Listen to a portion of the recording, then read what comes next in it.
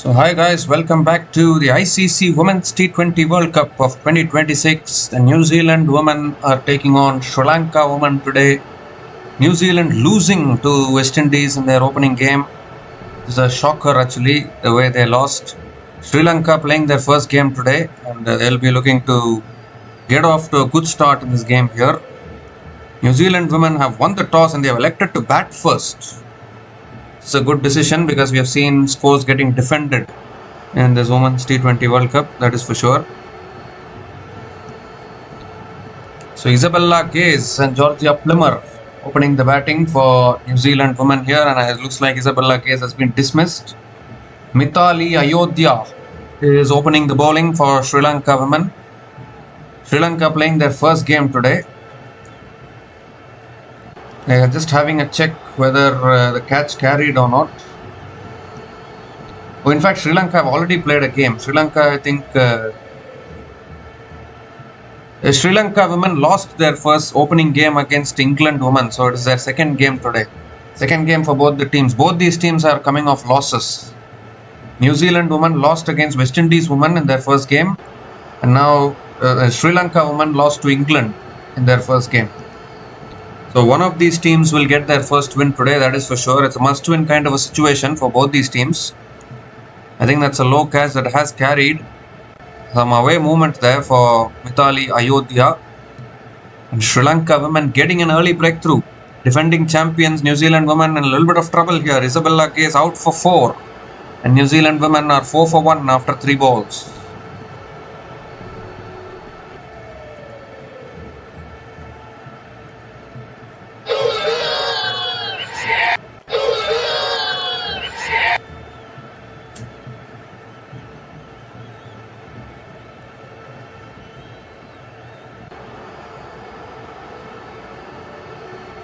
So Amelia Kerr is the new batter to the crease. New Zealand women's captain coming out to the middle at number 3.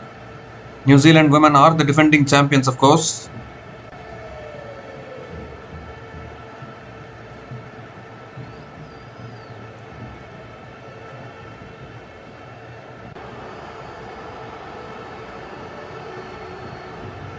Georgia Plimmer is also a really good batter. Fourth ball of the over coming up. Down the track, flicked away again towards mid-wicket. And Amelia Kerr, Captain Amelia Kerr, gets off the mark with a single.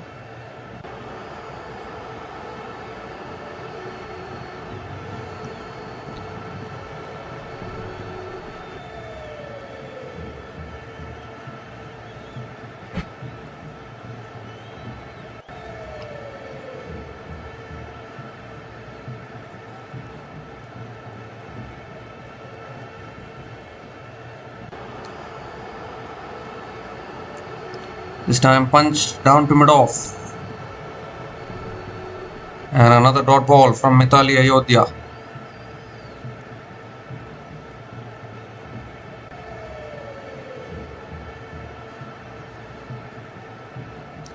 So 5 runs have come from this over, including the wicket of Isabella Gaze.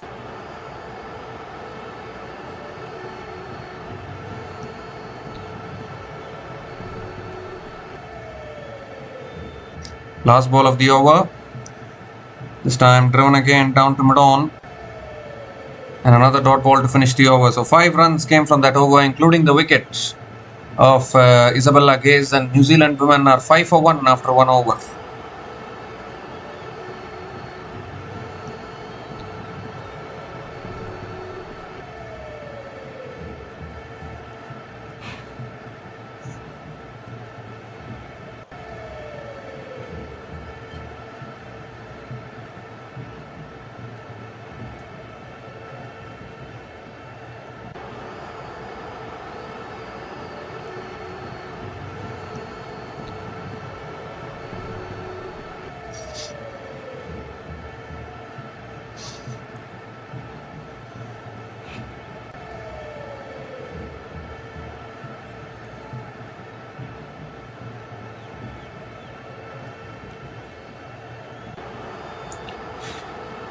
So Kauya Kavindi is the new bowler into the attack for Sri Lanka women. Plenty of new players in the Sri Lanka women's team. If you compare it with the Women's One Day International World Cup which happened last year, no Prabodhini, no Ainoka Ranavira.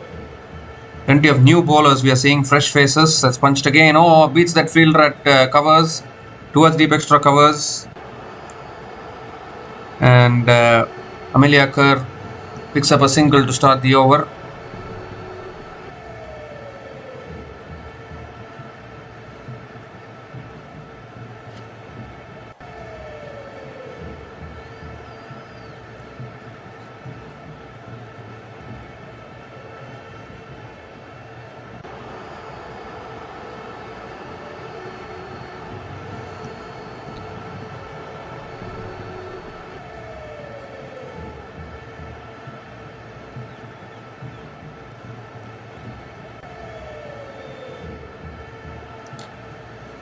The second ball of the over coming up. This time again punched back at the bowler by Georgia Plimmer. Another dot ball.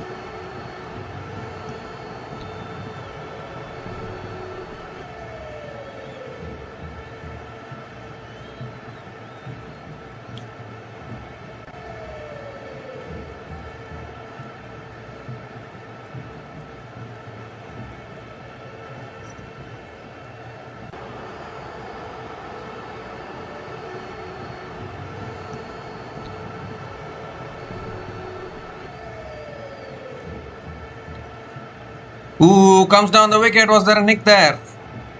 I think there was, or was it? It was too wide, given as a wide by the umpire. Kavindi has to reload that one again. So New Zealand not off to a good start. They have lost against West Indies. That was considered as a big upset, considering that New Zealand would have considered that game as a winnable game, but they lost it. And now here, 7 for 1 against Sri Lanka. They need to find a way here.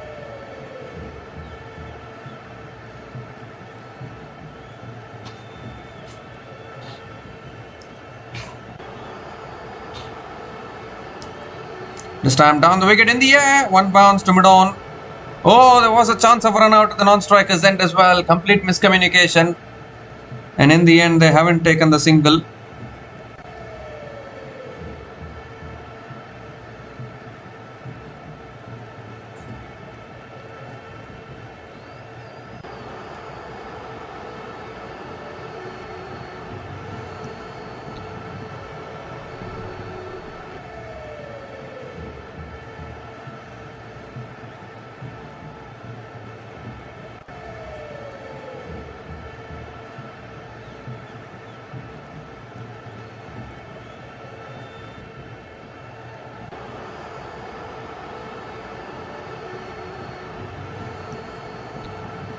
This time again down the wicket, flicks it away. That's in the gap. That'll run away for 4.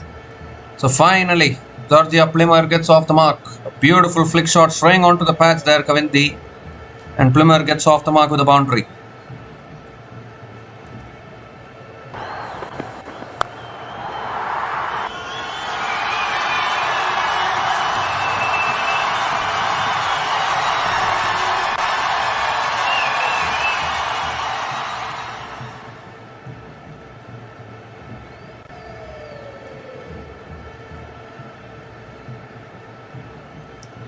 Two more deliveries left in this over. Kavindi looking to break this partnership here. 5th ball of the over coming up. Oh, looking to flick it away. Appeal for LBW, but height could be a factor. And the umpire says not out.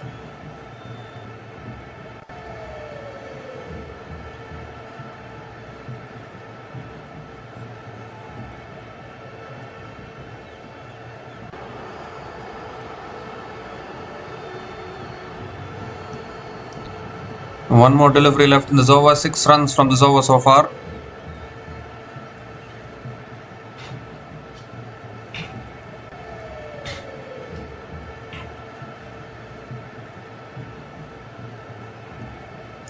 This time driven again out towards deep extra covers, and Georgia Plimmer picks up another single to finish the over. 7 runs came from that over from Kauya Kavindi, and New Zealand women are 12 for 1 after 2 overs.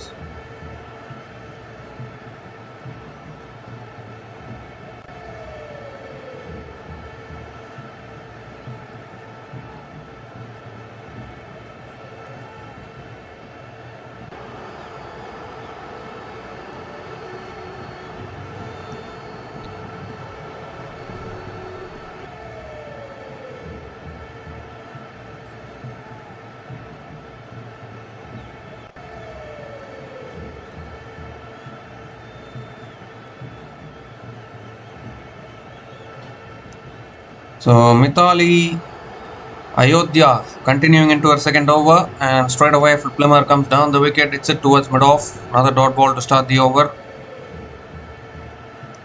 One of these teams will get off the mark today. It's kind of must-win for both these teams, because if New Zealand lose another game, they have one of their remaining games against England. That will be a very, very tough game for New Zealand. They might fancy themselves to defeat Scotland and Ireland, but against England, it will be a tough game. So if they lose this, then they lose against England, New Zealand will be out. They've already lost against West Indies as well. So very important to win your winnable games. This is the points table. Sri Lanka at the bottom of the table, New Zealand at number 4 because they lost against West Indies. And in fact, I would say now that West Indies are in a good position of qualifying. Even if they lose to England, they can defeat Sri Lanka, Scotland and Netherlands in their group. They'll get 4 wins. New Zealand, if they lose to England, they will end up with 3 wins even if they win their remaining games. So actually, to be honest, New Zealand women are in a better position to qualify. That's given as a wide. I mean, the West Indies women are in a better position to qualify for the semi-finals compared to New Zealand. But obviously, there can be twists. You never know in any tournament. Last minute twists will be there.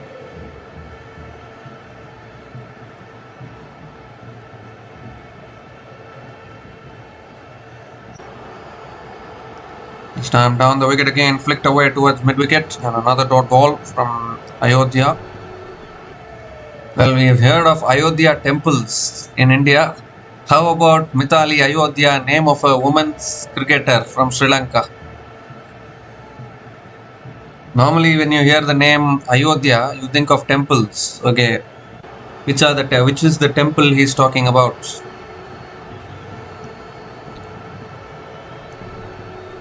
Down the track again, flicked away towards mid-on, and another dot ball from Mithali Ayodhya.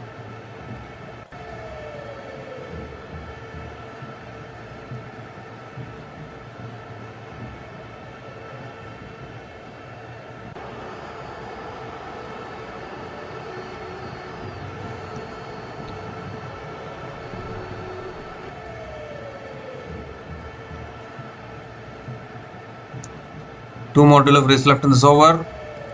This time moves across the stumps, drives it towards covers. 3 dot balls in a row from Mithali Ayodhya.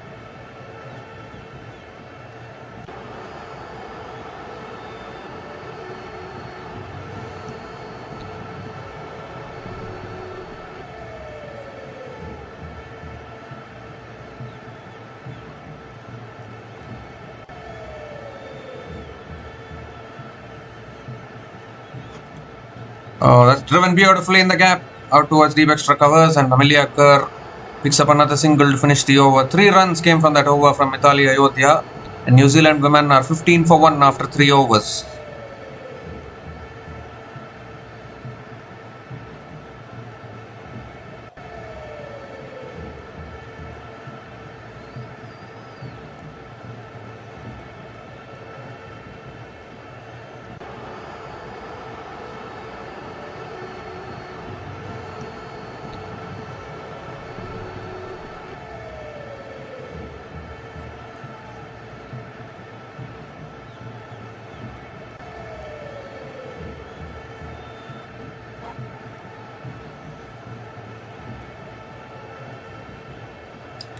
So Captain Amelia Kerr 3 from 6 balls. Georgia Plummer 6 from 9 balls. Need to improve the strike rates. Kavindi bowls it on the pass. It's flicked out towards deep square leg, and they might come back for 2. Good running between the wickets. Couple of runs to start the over from Amelia Kerr. Current run rate 5.37. But we have seen in this tournament that teams batting first are always having an advantage, because if you score 160, 170, it becomes extremely hard to chase because of the scoreboard pressure.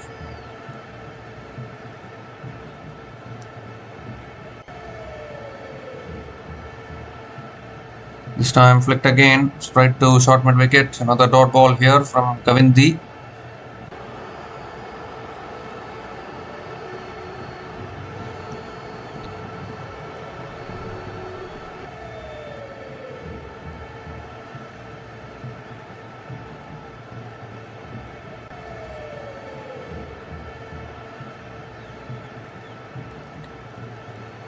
Third ball of the over coming up.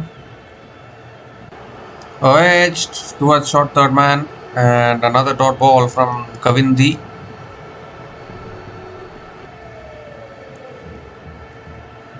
Again, a good start to this over here for Sri Lanka.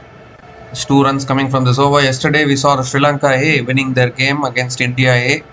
That was a fantastic game that went to the super over, and Sri Lanka managed to win. Can they do it in the T20 World Cup as well?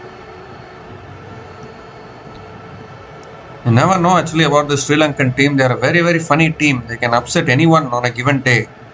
Whether it's women's or men's, or whether it's the A team. On their day, they can upset anyone.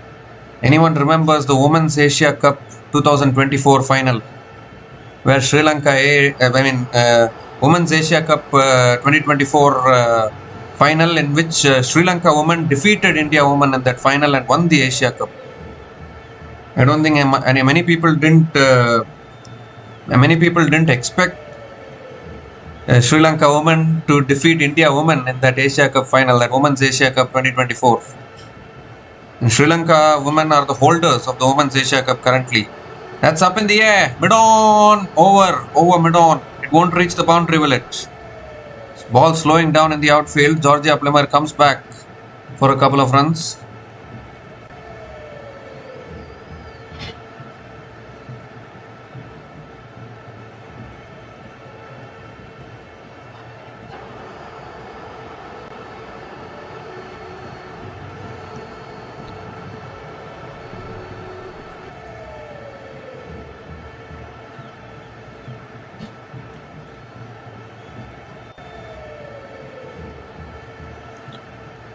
With 3 runs completed, so Amelia Kerr is back on strike. Last ball of the over coming up. Down the track again, hits it down to mid-on. And Amelia Kerr picks up another single to finish the over. 7 runs came from that over. There's direct hit as well from mid-on, but the batter made her ground. New Zealand women are 22 for 1 after 4 overs.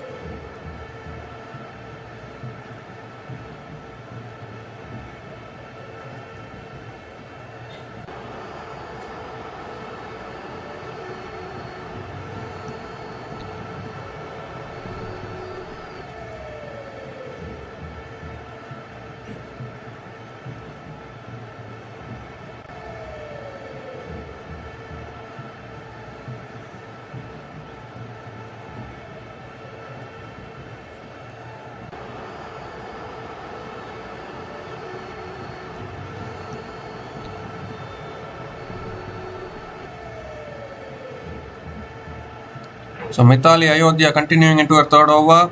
Down the track again, drives it back to the bowler. Amelia Kerr needs to bring more power in her shots.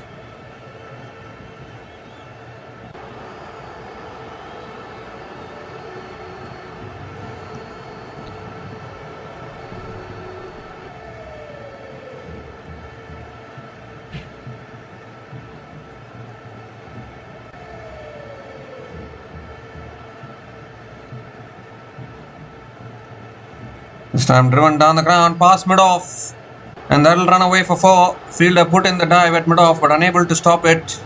And Amelia Kerr picks up her first boundary in this innings.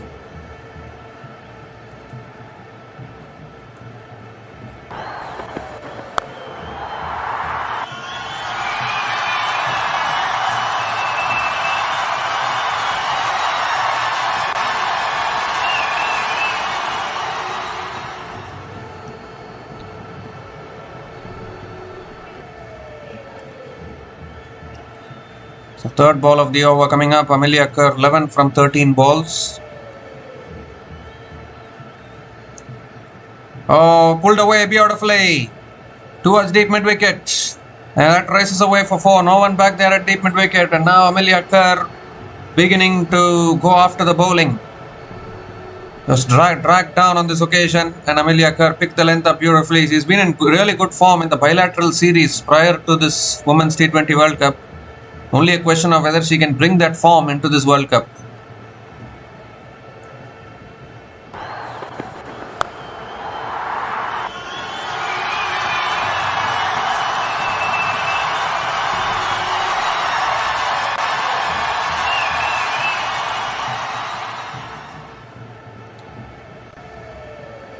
This time right up in the block wall, a little bit of an inside edge towards square leg, and Amelia Kerr picks up another single.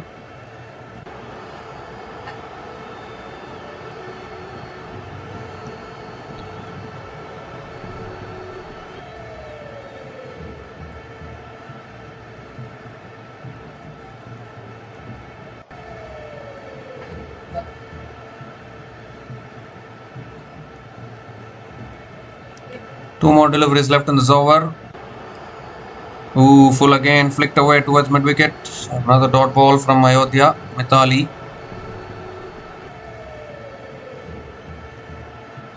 Well, we all know another Mithali, the Mithali Raj, the legend of Indian cricket, India women's cricket.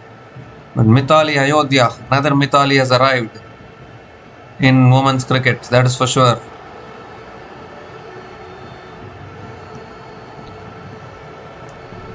It's full again, driven downtown. Mid-on comes around as well. Georgia Plummer picks up another single to finish the over. 10 runs came from that over from Mithali Ayodhya. And the New Zealand women are 32 for 1 after 5 overs.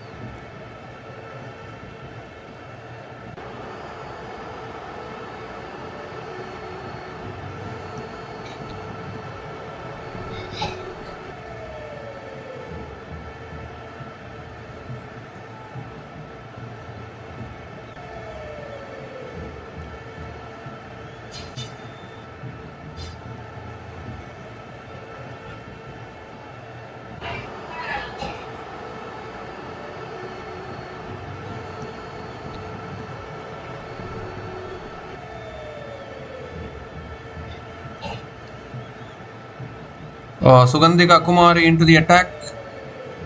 Sugandhika Kumari, the new bowler, into the attack, and Plummer using her feet looking to pierce the offside, but it's a straight to covers. Another dot ball to start the over.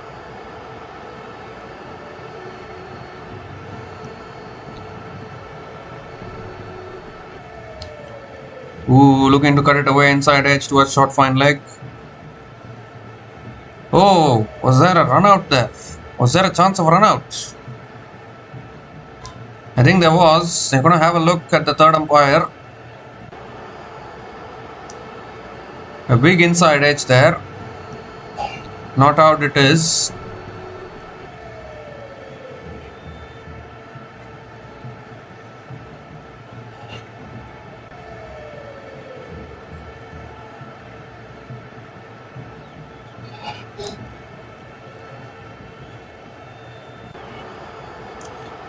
Well, the keeper didn't collect the ball cleanly. If she had collected it, it could have been a stumping there.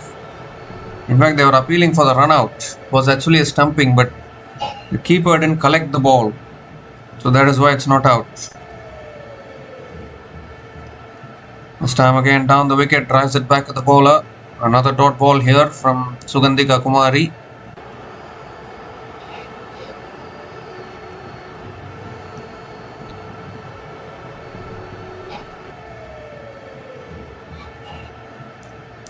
This time again down the wicket, hits it down to long on, and Georgia Plummer picks up another single.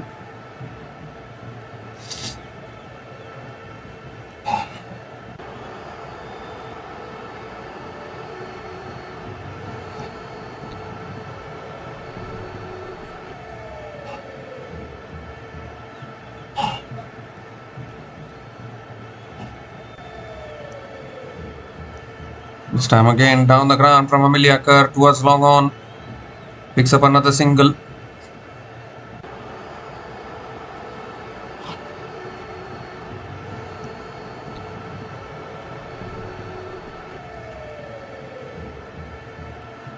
Georgia Plummer is back on strike.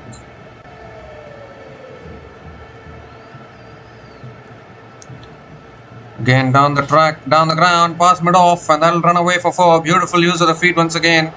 From time to time, she uses her feet really well, Georgia Plummer. ends the over with a boundary. 6 runs. I mean, yeah, 6 runs. 6 runs came from that over.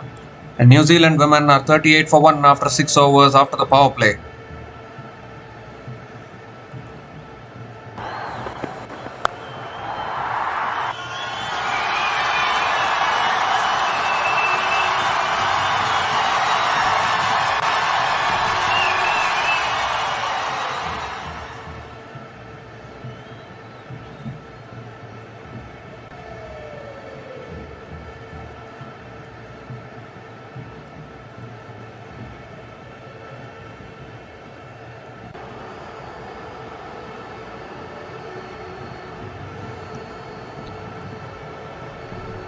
So 6 runs came from that over from Sugandhika Kumari. And Georgia Plummer using her feet really well there.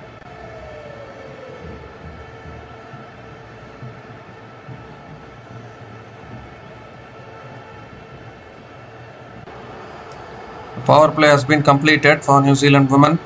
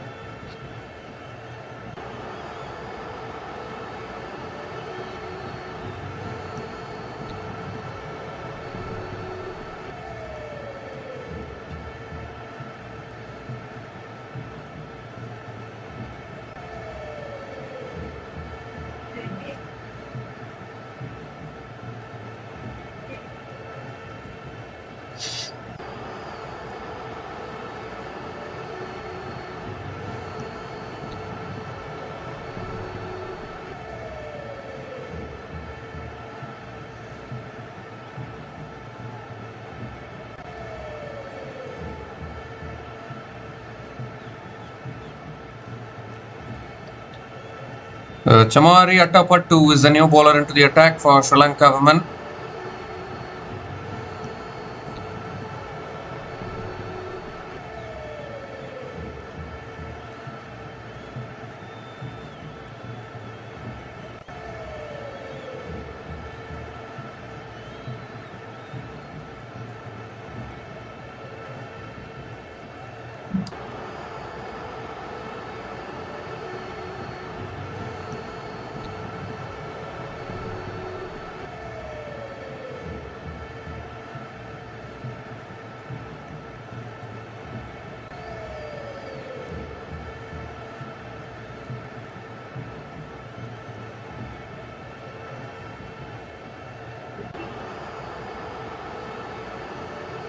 So Chamari Attapattu coming over the wicket to Amelia Kerr.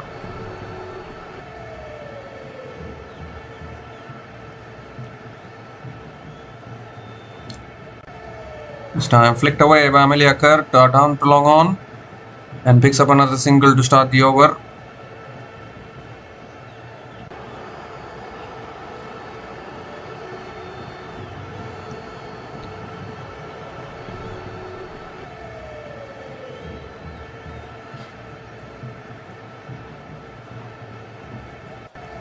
Ooh, going for the cut shot here. Plummer were unable to make connection. Another dot ball.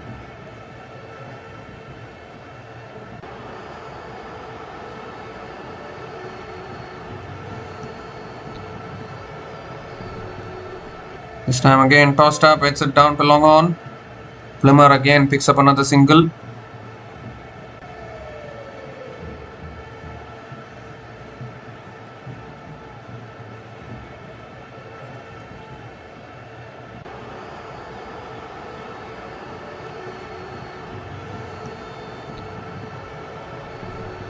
Slow through the air, pulled away again. One bounce to deep mid wicket. Another single, good over this from Chamari Attapattu. Just 3 runs coming from this over so far. Still 2 balls left.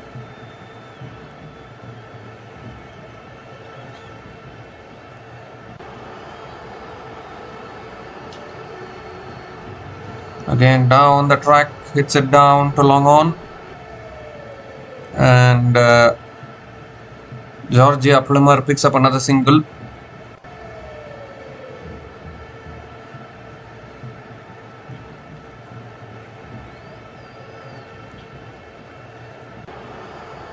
This time again pulled down to long on again. Picks up another single as well to finish the over. 5 runs came from that over from Chamari at over 2, and New Zealand women are 43 for 1 after 7 overs.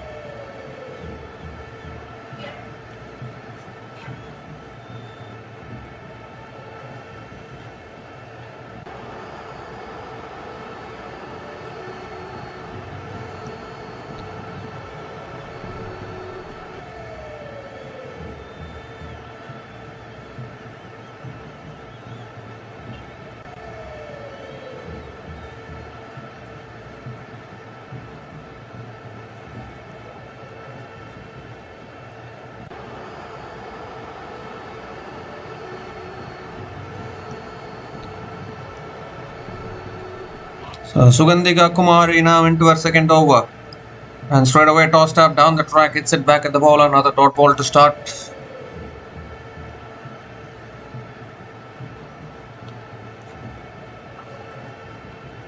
Yeah, actually the current run rate is only 6 runs an over, which is going at a run a ball, but they can still rescue themselves. We saw it in the India versus Pakistan game. Even India women got off to a very poor start where they lost a couple of wickets in the power play, but from there Smriti Mandhana and Harmanpreet Kaur rescued, and Richa Ghosh finished it and took it to 170. So you can, if you need to accelerate from here, then you can definitely get a big score. 170 is a match-winning total in at this venue, and particularly considering the opposition. This time again down the ground from Melly Kerr towards long on, and picks up another single. At the moment going at almost a run a ball here, both these batters. Maybe towards the end they might accelerate and they might take the total to around 160, 170, which they have to aim for.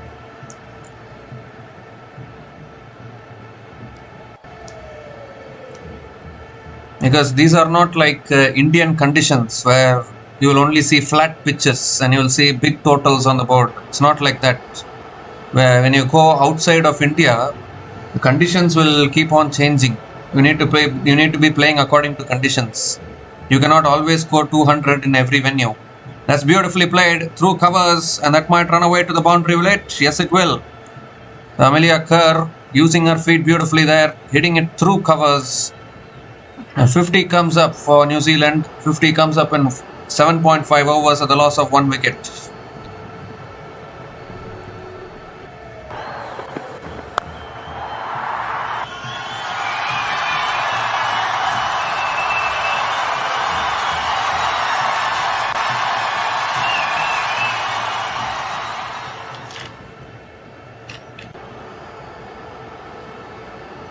This time using her feet again, hits it towards deep mid wicket. Oh, what happened there to that fielder there? He's fallen off.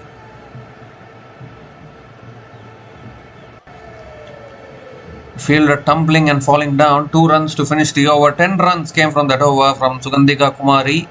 And New Zealand women are 53 for 1 after 8 overs.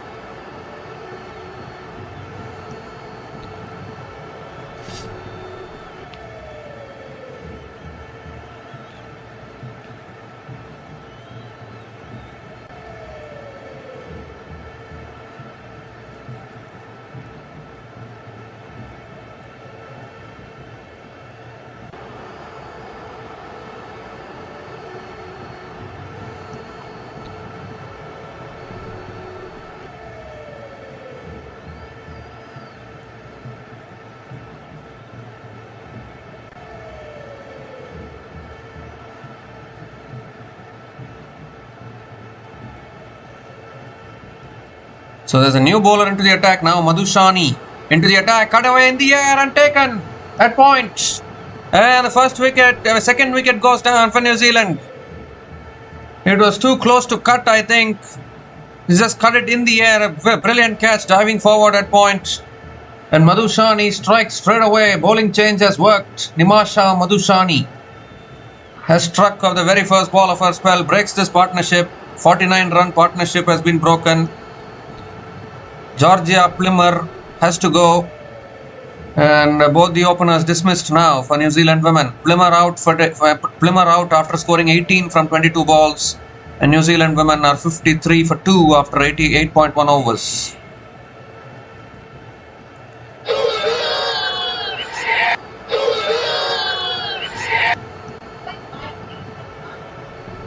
The thing is that if West Indies wins, West Indies have already beaten New Zealand, because that is a big win as far as West Indies are concerned. So even if West Indies lose to England, which is another big team in that group, they can beat Scotland, they can beat Ireland, they can beat Sri Lanka.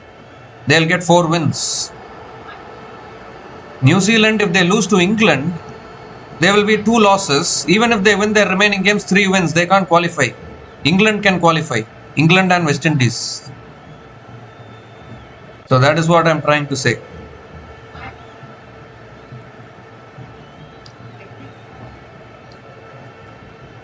So Sophie Devine is the new batter to the crease, coming in at number 4, legend of the game, that is for sure. If New Zealand lose this game, then I think they'll be all but eliminated. This is not an IPL where you can lose 5 or 6 games and then you can still come back in the second half and qualify for the playoffs. It's not like that. In World Cups, if you lose 1 or 2 games, you will be close to elimination. Every game is important. This time driven away through covers, and that'll run away for 4. That's a way to get off the mark for Sophie Devine. Beautifully driven away towards deep extra covers. Gets off the mark with a boundary.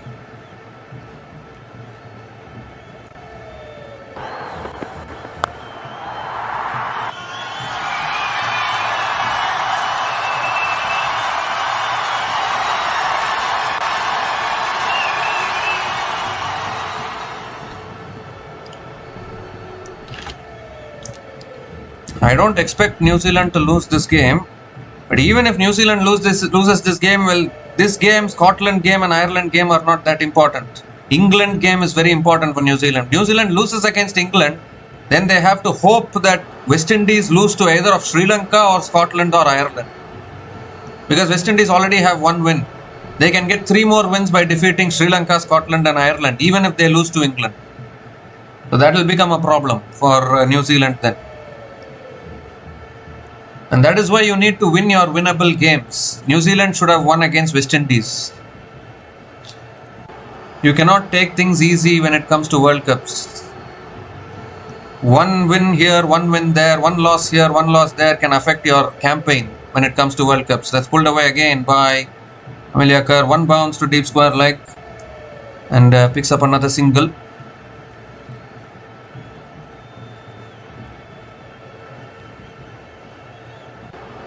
So this is a good over here. 7 runs have come from this over. Still 2 balls left.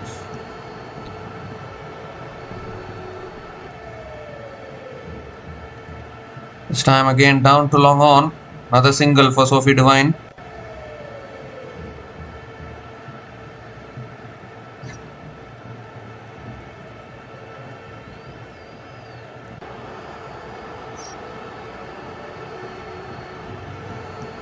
Last ball of the over. Again down the ground from Amelia Kerr towards long on. Might push for 2 here. Coming back for 2. Oh, miscommunication. Sent back. Sent back, just a single to finish that over. Really good over there from Nimasha Madhushani. 9 runs came from that over, including the wicket of Plymmer.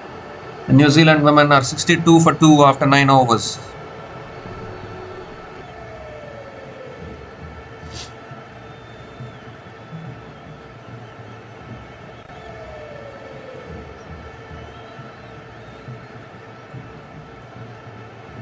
Run rate will play a part only if points are tied.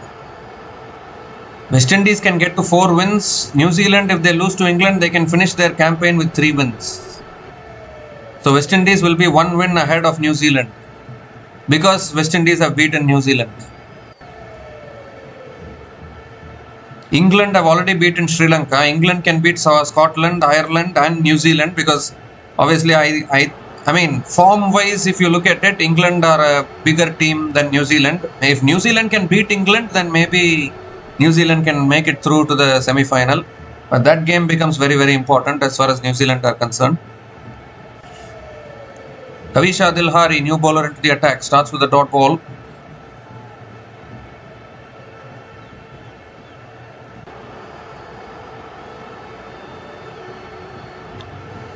This time pulled away towards deep mid wicket. Oh, finds the gap beautifully. And Amelia Kerr picks up another boundary. Too short on that occasion from Kavisha Dilhari and put away by Amelia Kerr.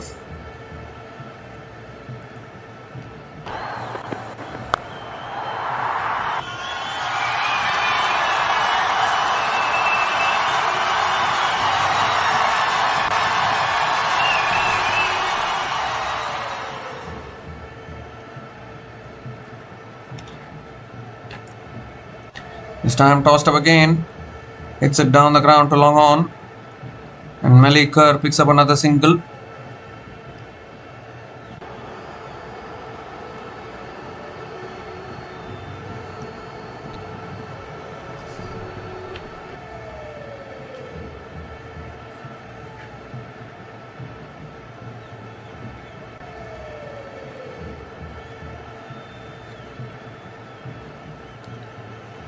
Three more deliveries left in this over. Short and wide, cut away. Oh, I think the fielder misjudged it there, and that's run away for 4. Width on offer there from Kavisha Dilhari, and Sophie Devine puts it away to the boundary. Second boundary in this over.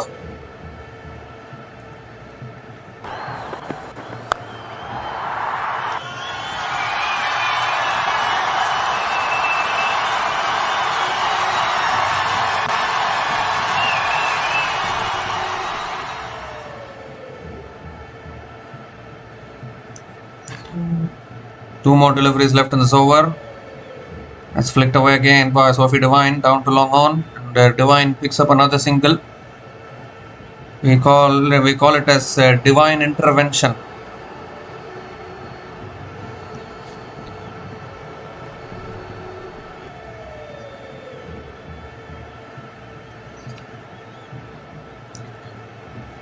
Down the ground again towards long on. And another single to finish the over. So 11 runs came from that over from Kavisha Dilhari, and New Zealand women are 73 for 2 after 10 overs at the halfway mark of this innings.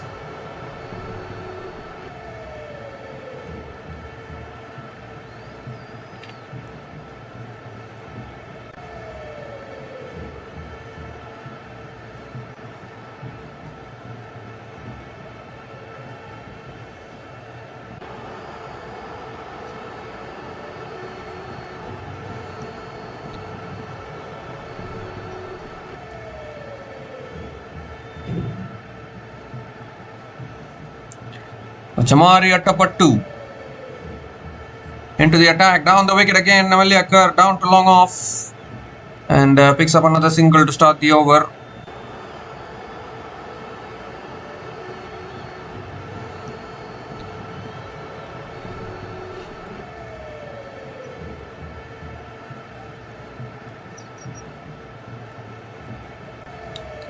Sophie Devine is back on strike.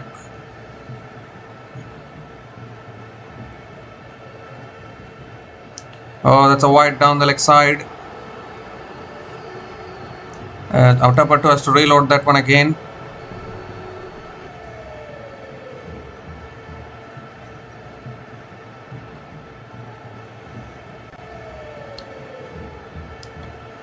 This time again flicked away towards deep mid wicket. And comes back for 2. Fantastic running between the wickets. Another couple of runs for Sophie Devine.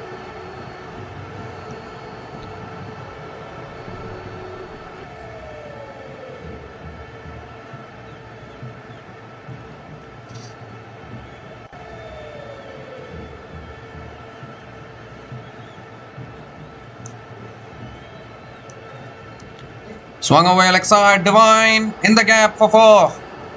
He's so good with that pickup shot. He plays so well. Third boundary for Sophie Devine in this innings, and now New Zealand women getting a move on here.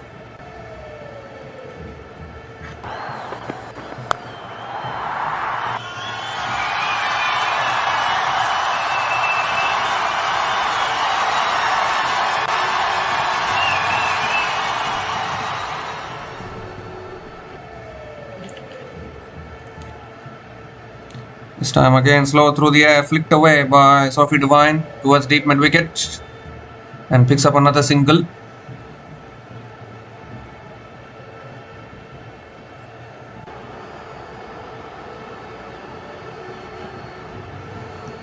Amelia Kerr is back on strike. Slow through the air again. Amelia Kerr hits it down to long on and picks up another single.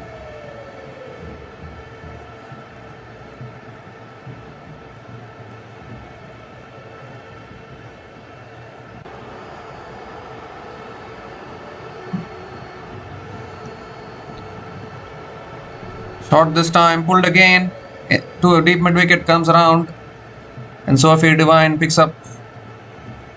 Ooh, there was a slight chance of run out there. Picks up another couple of runs to finish the over. 12 runs came from that over from Jamaria Tapattu, and New Zealand women are 85 for 2 after 11 overs.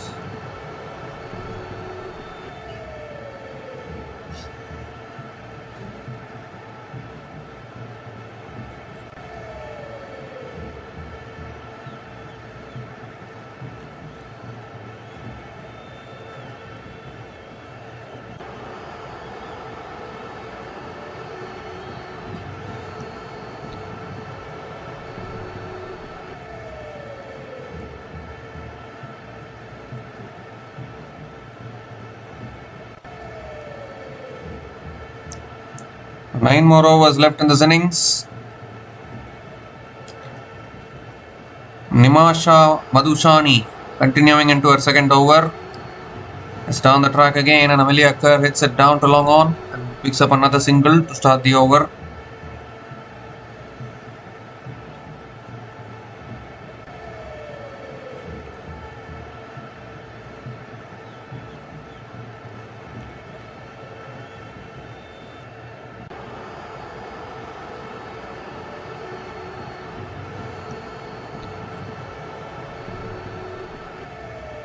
This time Devine goes down the ground again towards long on for another single.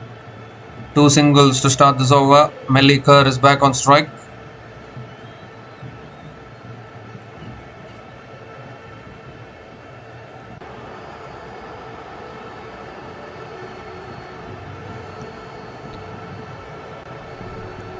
So dealing in singles at the moment, but finding the boundaries as well. Now the run rate has improved a little bit for New Zealand.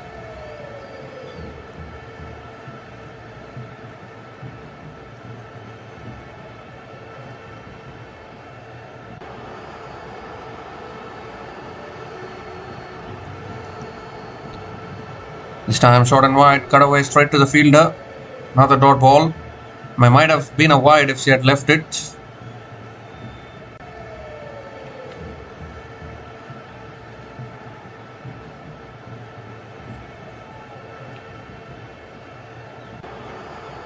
This time flicked away towards deep mid wicket. Might push for 2 here. And they will come back for 2. Another couple of runs for Sophie Devine. Good over this for Sri Lanka. 5 runs have come from this over. Still 1 ball left. And now they are looking good to try and maybe push towards 160, 170, which will be a match winning total. That is for sure. Last ball of the over. Driven again down to long off. And Sophie Devine picks up another single to finish the over. 6 runs came from that over from Madhushani, and New Zealand women are 91 for 2 after 12 overs.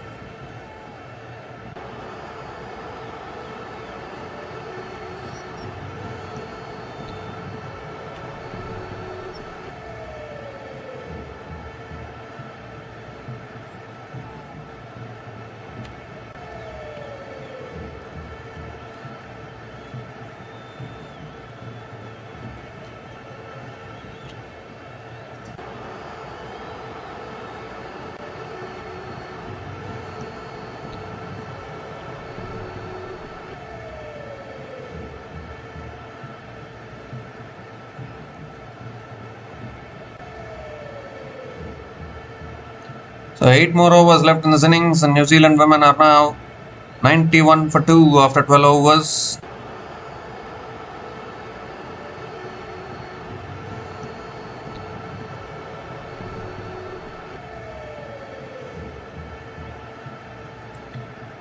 Kavisha Dilhari is back into the attack, conceded 11 runs in her first over, into her second over now.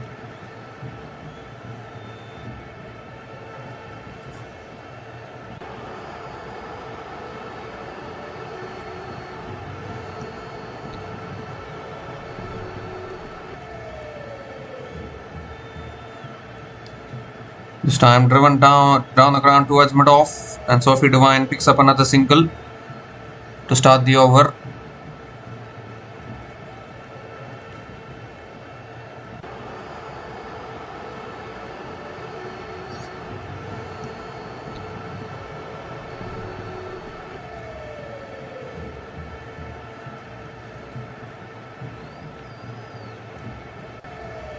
Slog sweep. Oh, the fielder misjudged it there at deep mid-wicket, and that runs away for 4. The fielder was running in and then had to move back, completely misjudged it. And Millie Kerr picks up another boundary. Boundaries are flowing now for New Zealand.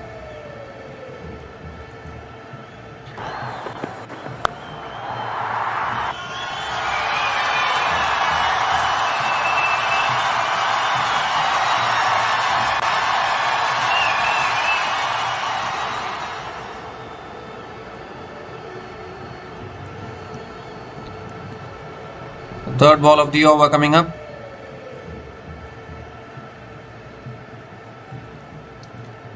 Goes again, but deep mid-wicket, takes the catch, brilliant. Brilliantly taken there, diving across to her right, completes the catch, and that's a huge wicket. The wicket of Amelia Kerr was just starting to switch gears, starting to attack. Just hit a boundary of the previous ball, and she is hauled out on the very next ball. Deep mid-wicket, making no mistake. Kavisha Dilhari strikes back after conceding the boundary, and the captain has to go. Amelia Kerr out for 45, and New Zealand women are 96 for 3 after 12.3 overs.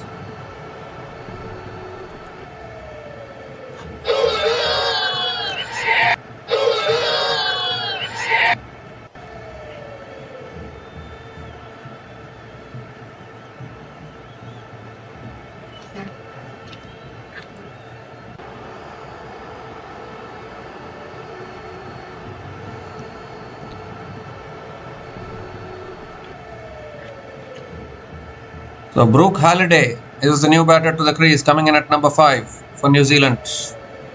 A handy batter, no doubt about that. She can also play the power shots. She can find the boundaries as well.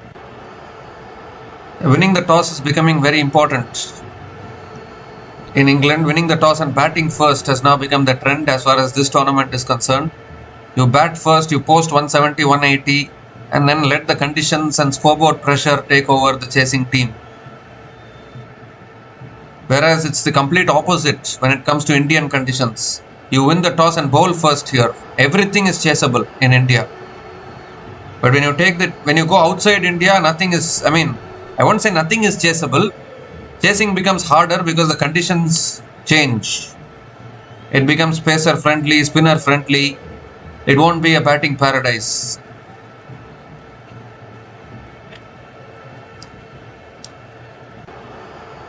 So Brooke Halliday gets off the mark with a single.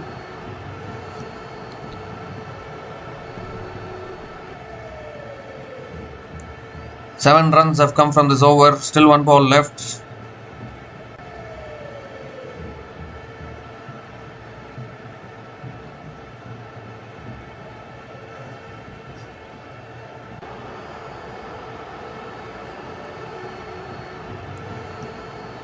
The last ball of the over coming up. Brooke Halliday back on strike.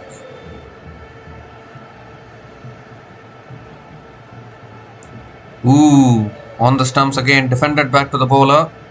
Another dot ball to finish the over. So 7 runs came from that over, including the wicket of Amelia Kerr. And New Zealand women are 98 for 3 after 13 overs.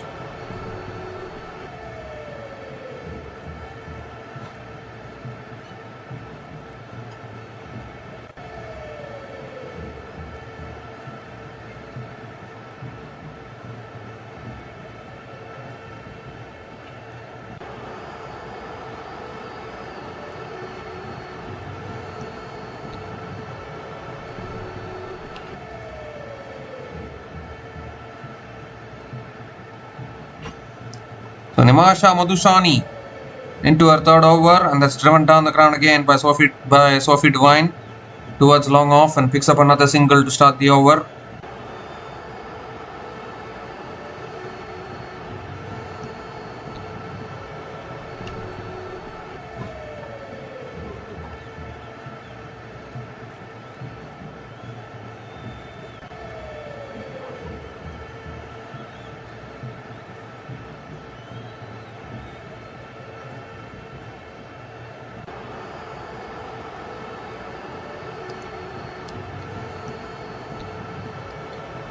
This time cut away. Oh, good fielding at point.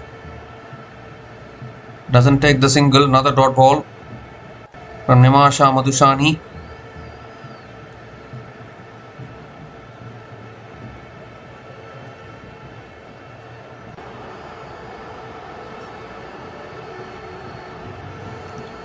Third ball of the over. Goes down the ground towards long on. And Brooke Halliday picks up another single as well. 100 comes up for New Zealand women. 100 comes up in 13.3 overs at the loss of 3 wickets. Definitely looking for 170. Sophie Devine is back on strike. She can play those big shots at this stage. Oh, looking to flick it away inside edge onto the pads. Another dot ball here.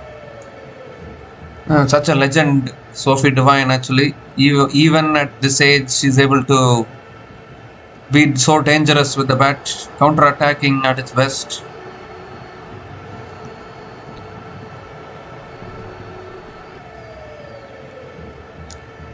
The fifth ball of the over coming up. It's punched down the ground towards long on. And Sophie Devine picks up another single.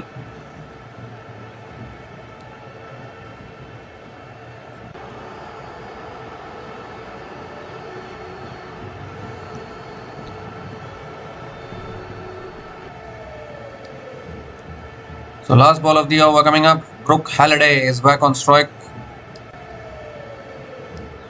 And it's defended again back at the bowler. Another dot ball to finish the over. The 3 runs came from that over from Madhushani. And New Zealand women are in a good position now. 101 for 3 after 14 overs. And it's also the time for the drinks break.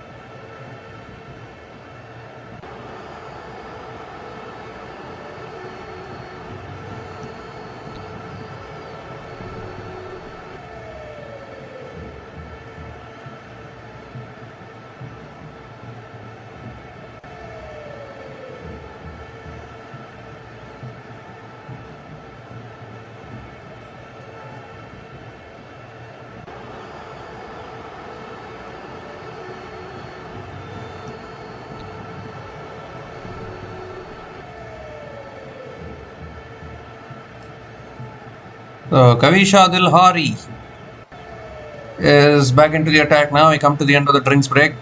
driven away again by Divine, straight to covers. Another dot ball to start the over.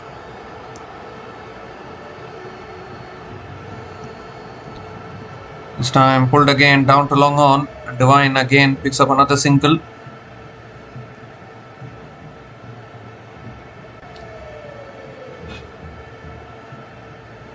It's going to be tough for Sri Lanka here to upset New Zealand if New Zealand posts around 160, 170, because all these lower ranked teams sometimes can crumble in run chases. Sri Lanka women, they are dependent on Chamari Attapattu for power hitting. Oh, looking for the reverse, switch it. Appeal for LBW and the finger goes up. Well. Now they're going to go for the review. Did the finger go up? When finger went up of the umpire, did she give it as out, or what was he trying to do with the finger going up? Clearly bat involved in that. It looked as though the finger was going up. Looks like she did something else. She didn't give it as out. I got confused there a little bit.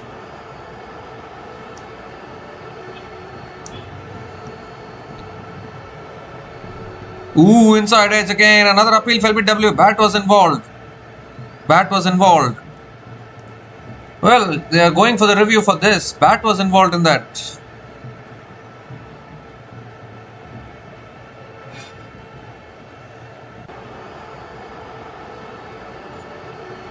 You need to have a look upstairs, but I thought there was a huge inside edge on that. I'm surprised that they've gone for the review in this one.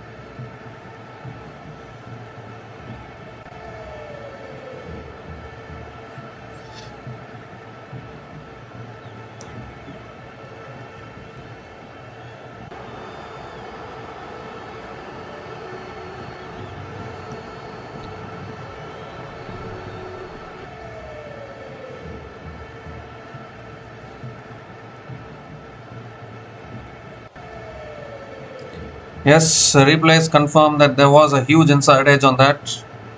A waste of a review in all honesty, because the moment the ball was bowled, I saw that there was an inside edge there, but they went for the review. So Halliday back on strike. It's a good over so far for Sri Lanka. Just 3 runs coming from this over.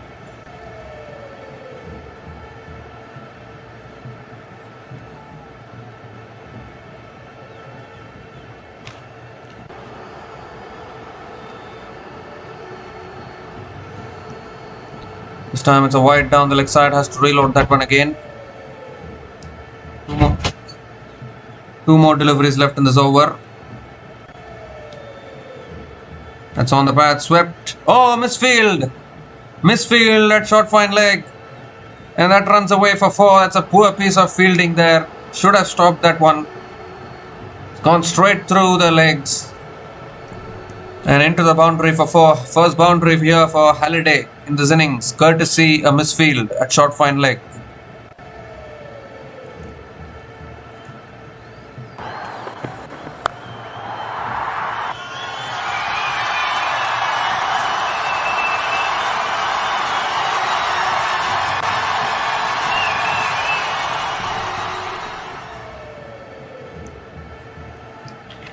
Well, there's another huge appeal here for a catch, but the umpire has already given it as a wide. And they are again going for the review. Calm down. Why are you in such a hurry to exhaust reviews? Already they wasted a review by reviewing an inside edge from Sophie Devine. Now again going for another review here. They need to calm down a little bit. They need to first discuss between themselves whether they want to go for the review or not. Just exhausting reviews for fun. And then when you actually need a review, you won't have a review if you keep exhausting reviews like this. I don't know what is the tearing hurry to go for the review for something. You only have limited reviews available. You don't have unlimited reviews where you can just review anything and everything. You need to have discussions with the captain, with the players. and then come to a conclusion whether to go for the review or not.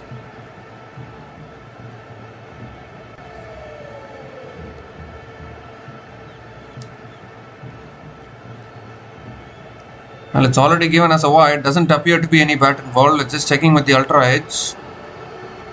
Flat line as the ball passes the bat. The keeper was super confident actually. Oh, there is a spike. There is a spike as the ball is next to the glove. Oh dear.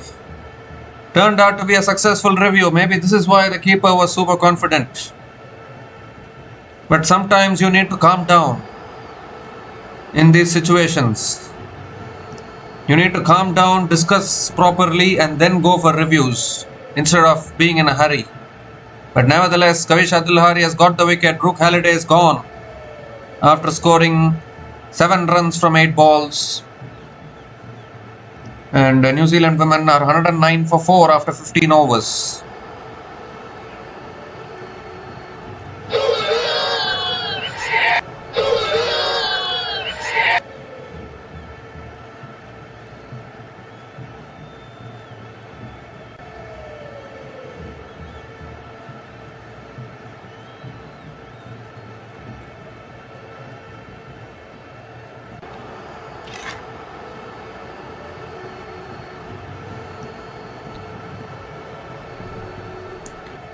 So 5 overs left in this innings.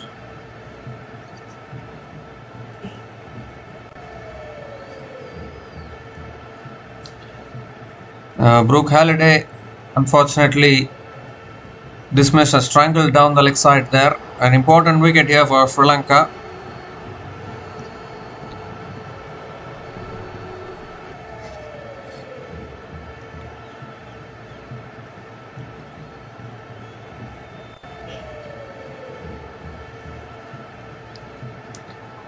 So Nimasha Madhusani is back into the attack, into her 4th over. Has tossed up again, driven straight to covers, and another dot ball to start the over from Madhusani. The Devine has to go big now. I think if they can get, if Sri Lanka can get rid of Sophie Devine here, we might be having a game on our hands, because then it will go down to the lower order. Down the track again, flicked away towards deep mid wicket, and Sophie Devine picks up another single. Devine intervention. Just get a feeling though that is New Zealand women too dependent on Sophie Devine sometimes, because it's been a long time we are not seeing other players contribute for New Zealand with the bat. Melly Kerr and Sophie Devine are becoming very important players for New Zealand women with the bat every single time, whichever game they play.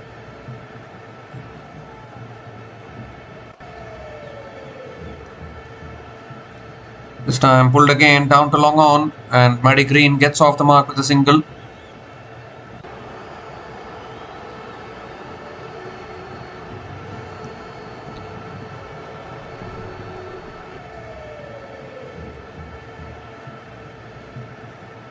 Three more deliveries left in this over. Shot again, pulled again. Has she found the gap? Yes, she has. Pierces that gap between long on and deep mid wicket. Into the boundary for 4. Too short on that occasion from Madhusani. And Sophie Devine punishes it away. What a legend of New Zealand cricket Sophie Devine is.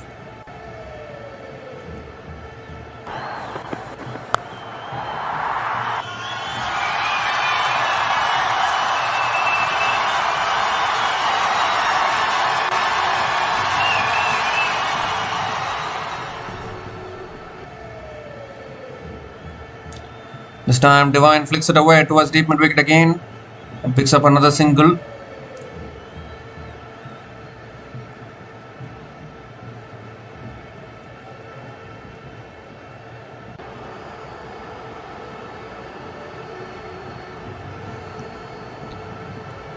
The last ball of the over coming up.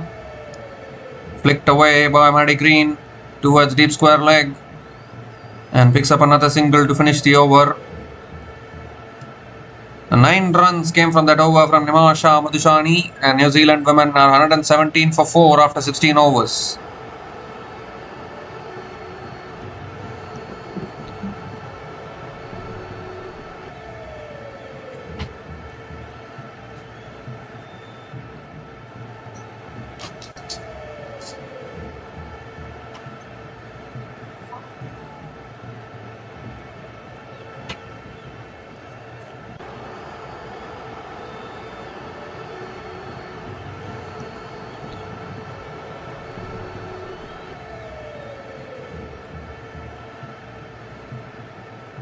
So 4 more overs left in this innings, and Kavisha Dilhari is into her last over, coming over the wicket now.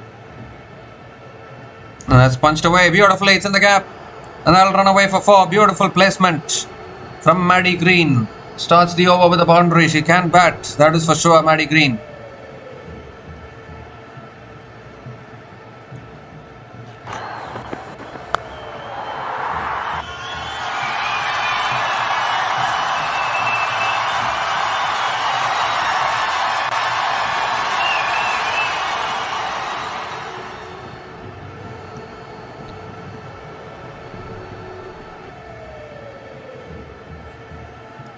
This time tossed up again. Maddie Green hits it down to long on. Picks up another single.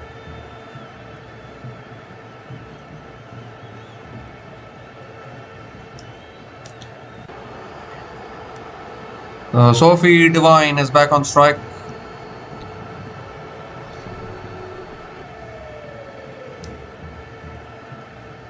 This time cut away again. Oh, got a hand on it. That fielder at covers. And Devine picks up another single.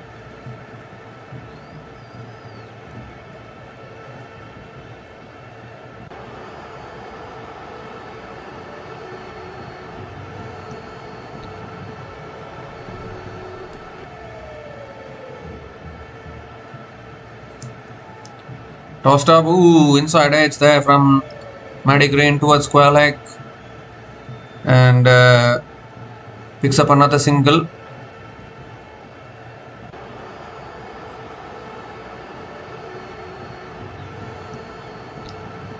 Two more deliveries left in this over.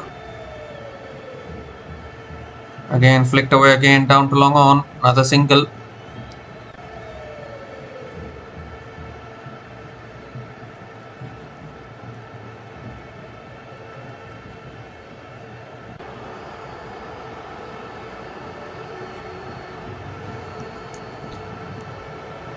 The last ball of the over coming up. This time flicked away towards deep mid wicket, and Maddie Green picks up another single to finish the over. 9 runs came from that over from Kavisha Dilhari, and New Zealand women are 126 for 4 after 17 overs.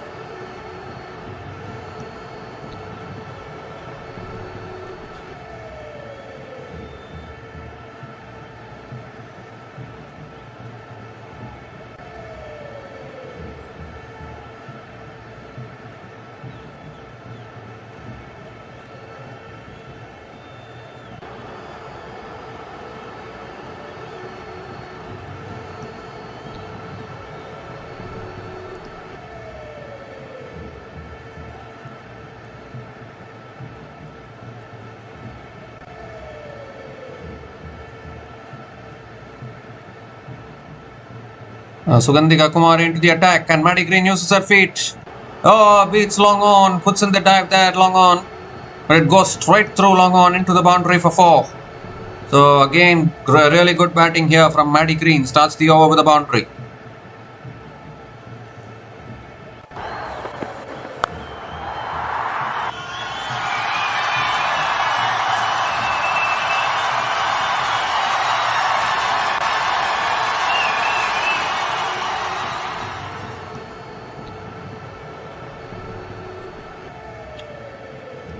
Oh, looking for the pull there. Appeal for LBW, but that's too high. Maddie Green will pick up another single.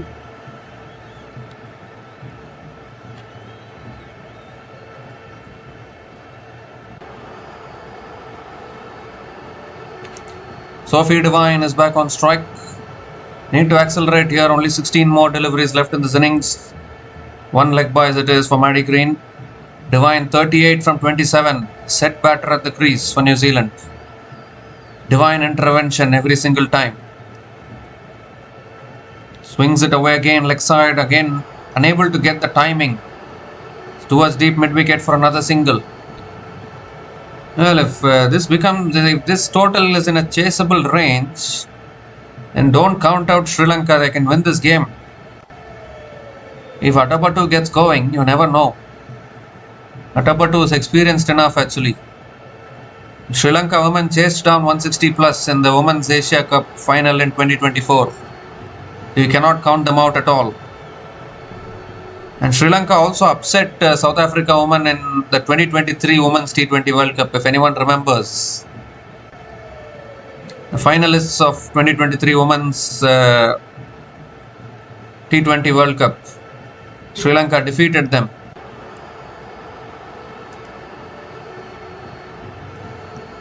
Oh, that's a big shot. Big shot from Sophie Devine all the way for 6. This is what she's capable of. I'm even in fact surprised how Devine has played it so slowly till now. But what a massive strike that is from Sophie Devine. Picks up a maximum here. 13 runs came from that over. Still 1 ball left. Important 6 for New Zealand women. And in fact, first 6 of this innings for New Zealand women.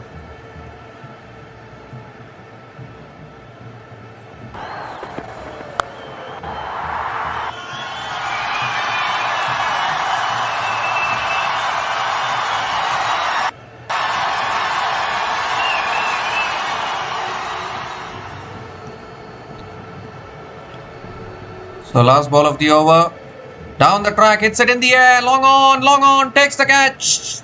5th wicket falls for New Zealand. And it's the biggest wicket possible. Sophie Devine has holed out.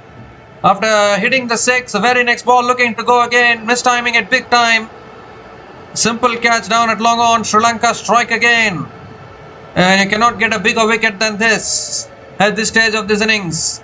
Sophie Devine falls short of her half century.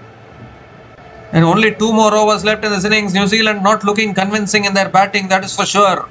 Sophie Devine out for 45 from 30 balls, outstanding innings. And New Zealand women are 139 for 5 after 18 overs.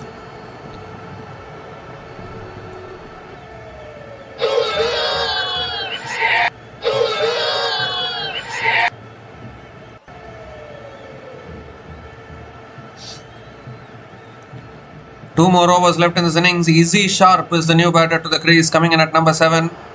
Defending champions New Zealand, what is happening to them? They have already lost to West Indies. Against Sri Lanka, they are not looking that convincing. They need a good finish here. They need to get 160, 170. Chamaria Tapattu going to be bowling the penultimate over. It's tossed up, swung away leg side by Matty Green towards deep mid wicket. And picks up another single to start the over. This is why I am saying actually New Zealand are too much dependent on Sophie Devine and Amelia Kerr to perform with the bat. The other batters are not stepping up. You cannot depend always on a few individuals to contribute with the bat. Cricket is a team game. That's a beautiful Yorker. Right up in the block hole, Easy Sharp digs it out to covers. And another dot ball here. Just get a feeling now. Sri Lanka are cooking something here. Full toss. That's a top edge. Big time. It's up in the air. Could be another wicket here. And it is taken beautifully by the wicket keeper. And 2 wickets falling in quick succession. Easy Sharp. It was a full toss. Could have hit it anywhere. But a big top edge straight up in the air. And the keeper making no mistake. And what is happening here with New Zealand? They're losing wickets here towards the end. Still 9 balls left. Chamaria Tapattu and her knack of picking up wickets. Easy Sharp is out without scoring. And New Zealand women are 140 for 6 after 18.3 overs.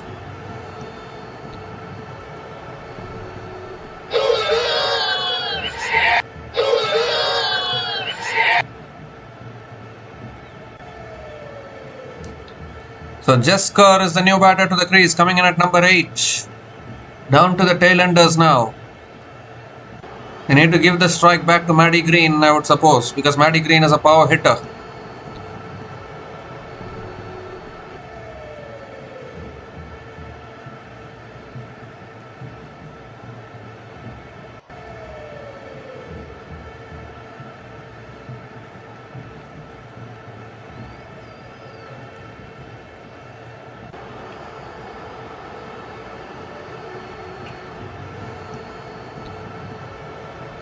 So Jaskar on strike, 4th ball of the over. Flicked away again towards deep mid wicket. Jaskar gets off the mark with a single.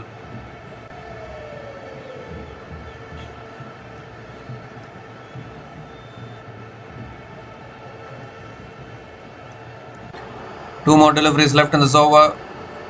Maddie Green is back on strike. Need to play the big shots now. Can they at least get to 150? Down the track again. Driven down the ground to long off. Beautiful bowling actually from Chamari Attapattu, mixing up her variations. Bowling one delivery slower through the air. Bowling one ball quicker through the air. Very, very, very difficult to read a bowler like Chamari Attapattu. She's not only so good with the bat, she's a very, very intelligent bowler with the ball as well. As we see another inside edge towards square leg, another single. What an over this is. There's 4 runs coming from this over, including the wicket of Izzy Sharp. New Zealand women in a lot of trouble here. 143 for 6 after 19 overs with 1 more over to go.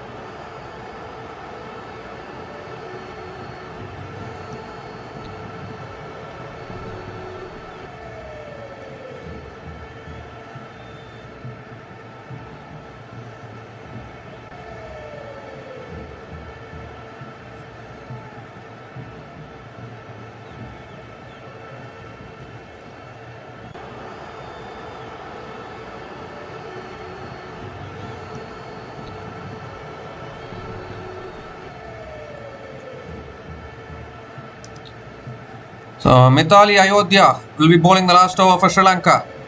Oh, looking to flick it away. It's gone off the pads. Jaskar will get the single to start the over. They need to at least get to 150 here. Anything less than 150, I tell you what, it might sound like Sri Lanka are not that big a team, but 150 is chaseable in T20 cricket. Unfortunately, New Zealand women are dependent on a certain individuals with the bat, and that is not going to help them win Women's T20 World Cup. The previous Women's T20 World Cup, their bowling, their batting, everything was clicking as a unit, and that's why they won the Women's T20 World Cup in 2024. But this time around, I mean, it's almost the same team, but still some batters are struggling for form. The top order, Georgia Plimmer is not getting to big scores. Susie Bates is not in the 11. So many changes. It's not helping. Sophie Devine is coming to the end of her career. Melly Kerr has to be consistent.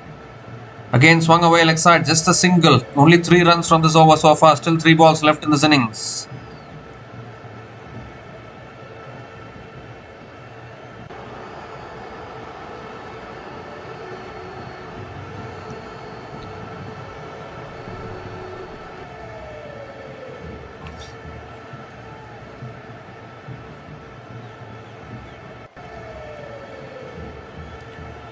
Driven again, straight to covers. Oh, almost a chance of run out. I think she's made her ground. They might have a look upstairs. They might just have a look upstairs. Dear, oh dear.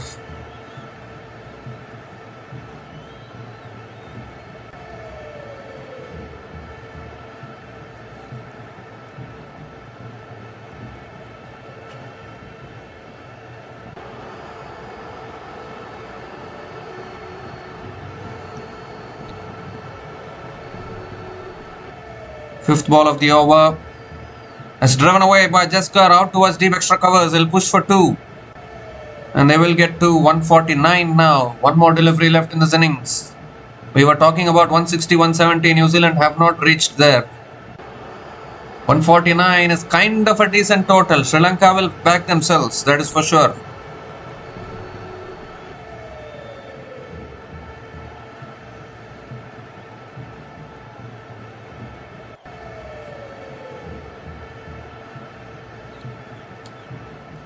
The last ball of the over coming up. Oh, beautifully bowled again. It's hit down the ground to mid-off. Picks up the single, looking to come back for two. There's never going to be a second there. Hit it straight into the fielder, straight towards mid-off, and just a single to finish off the innings. So 7 runs came from the last over from Mithali Ayodhya, and New Zealand women finished their 20 overs on exactly 150 for 6 at the end of their 20 overs. It's kind of a mediocre total when you look at modern day T20 cricket. I'm not quite sure about this total, but I don't know actually. Decent total, but I don't know whether it's a match-winning total. Batting first. Then if they had gotten to 170, then maybe that could have been a match-winning total. Maybe 10 to 20 runs short is what I would think. But they've got themselves to a logical conclusion as far as the total is concerned, which is 150, exactly 150 in their 20 overs. And if you look at New Zealand's innings, they lost Isabella Gaze early on. Georgia Plimmer hung around 18 from 22 balls. And then that partnership between Melly Kerr and Sophie Devine, a partnership of 43 from 26 balls between Melly Kerr and Sophie Devine, both of them scoring 45 each. But once Melly Kerr and Sophie Devine got out, that is when the slump began as far as New Zealand women are concerned. And that is why I keep on saying that New Zealand women are always dependent on those two batters to get the runs for them. If both of them don't score, then New Zealand are getting themselves into trouble. Sri Lanka women bowlers, though, they were very disciplined today. Mithali Ayodhya, 1 for 24 in her 4 overs. Kauya Kavindi, none for 14 in her 2 overs. Sugandhika Kumari, 1 for 28 in her 3 overs. Chamaria Tapattu, Waili off spinner, 1 for 21 in her 3 overs. Nimasha Madhusani, 1 for 26 in her 4 overs. And Kavisha Dilhari as well, 2 for 35 in her 4 overs as well. Disciplined bowling performance from Sri Lanka women as they have restricted New Zealand women to 150 for 6 at the end of their 20 overs. Sri Lanka, when they come out to bat, will need 151 runs to win this match from their full quota of 20 overs.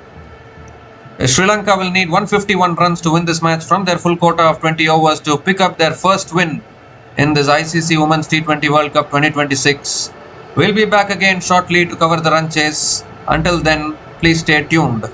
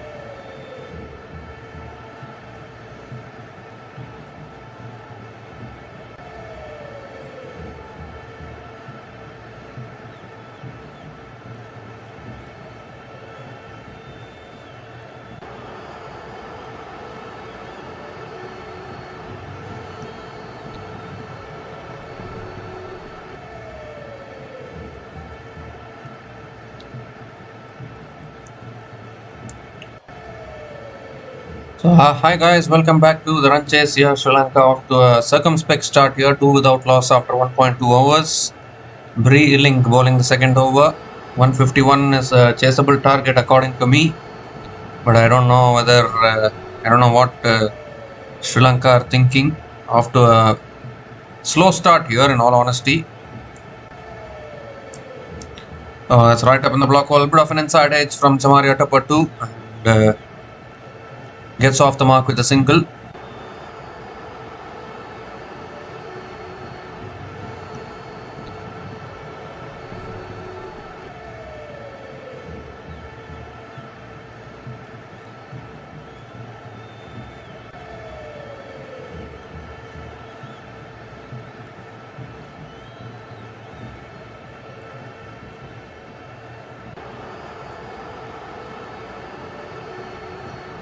This time Vismi Gunaratne drives it straight to covers. Another dot ball. Good over this from Bree Link.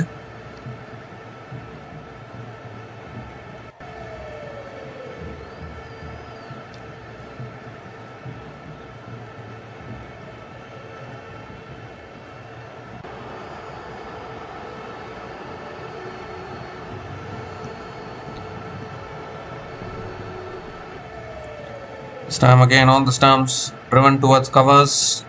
And another dot ball from Bree Ealing.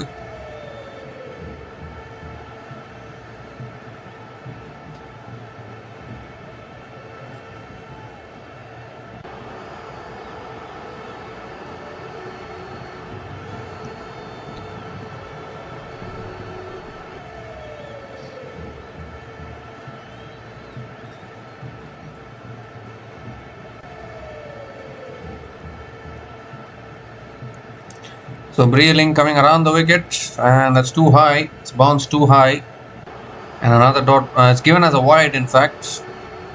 Breeling has to reload that one again. Current run rate of 2.18 for Sri Lanka women. Slow start here to this run chase.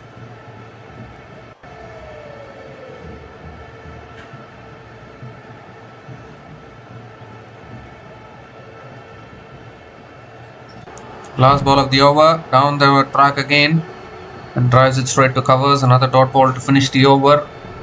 The 3 runs came from that over from Breeling, and Sri Lanka women are 4 without loss after 2 overs.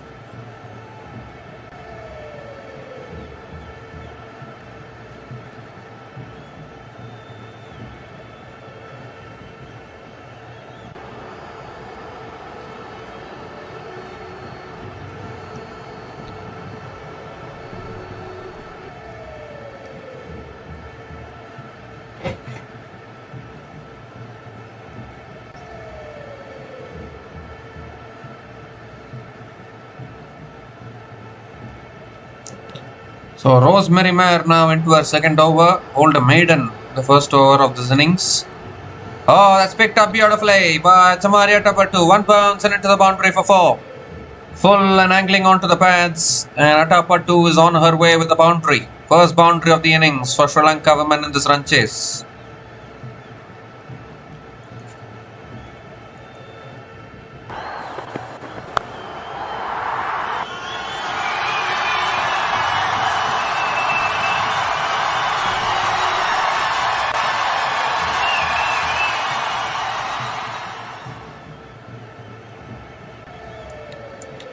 Oh, that's much better line and length on the stumps.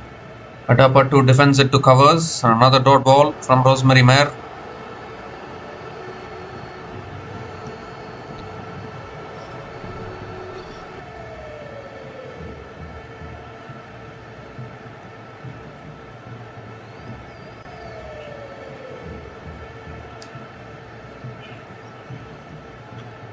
So 4 more deliveries left in this over.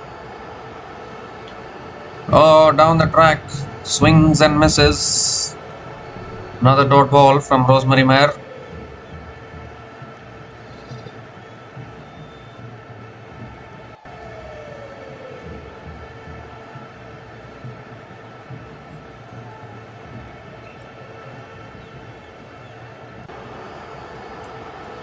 The required run rate 8.17.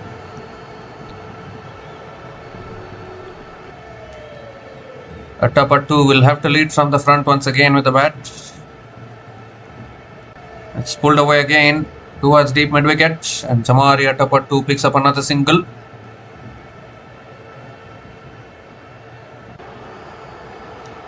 New Zealand would have thought that they should have won their previous game against West Indies, in all honesty, because at once New Zealand kept on dropping catches in their previous game against West Indies. If they had held on to their catches, they could have won their previous game. But because of that, now New Zealand are under extra pressure now.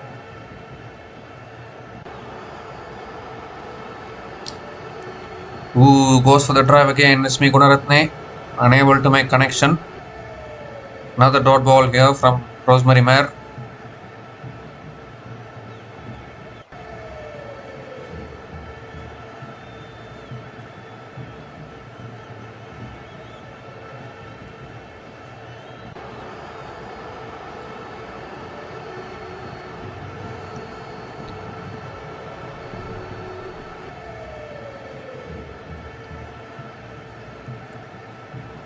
Last ball of the over. Full again, flicked away towards mid-on. And Vismi Gunaratne picks up another single to finish the over. 6 runs came. Oh, looking for the second there, looking for the overthrows, but can't get it. 6 runs came from that over from Rosemary Mayer. And Sri Lanka women are 10 without loss after 3 overs.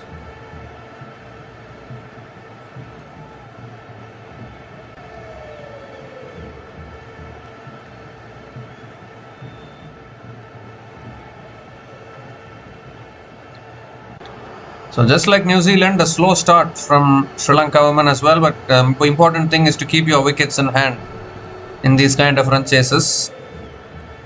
Chamari Atapattu has hit 1 boundary so far. Bree Illing into her second over. Again over the wicket to Vismi Gunaratne. Oh, looking to swing it leg side. Appeal for LBW. There's no way that can be an LBW because it's straying down the leg side. So not out it is, and a dot ball to start the over.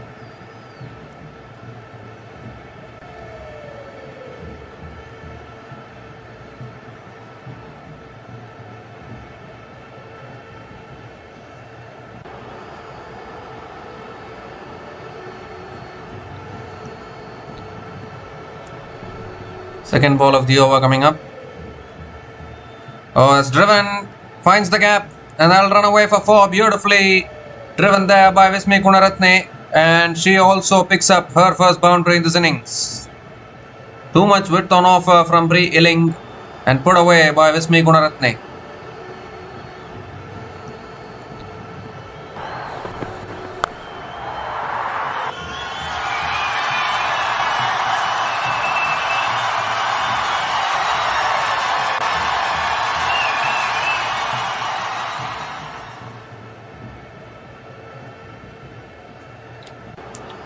So England will be taking on Ireland tomorrow. Australia will be taking on Bangladesh. So you would think easy win for Australia and England, isn't it? Looking at the fixtures. Looking to swing it away leg side, unable to make connection. Another dot ball from Bree Illing.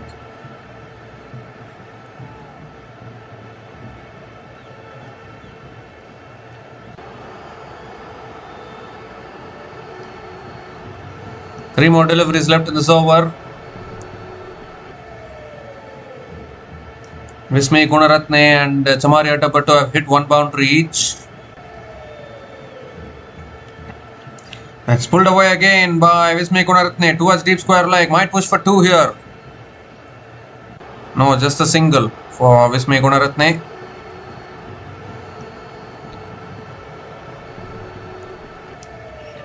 Chamari Atapattu is back on strike.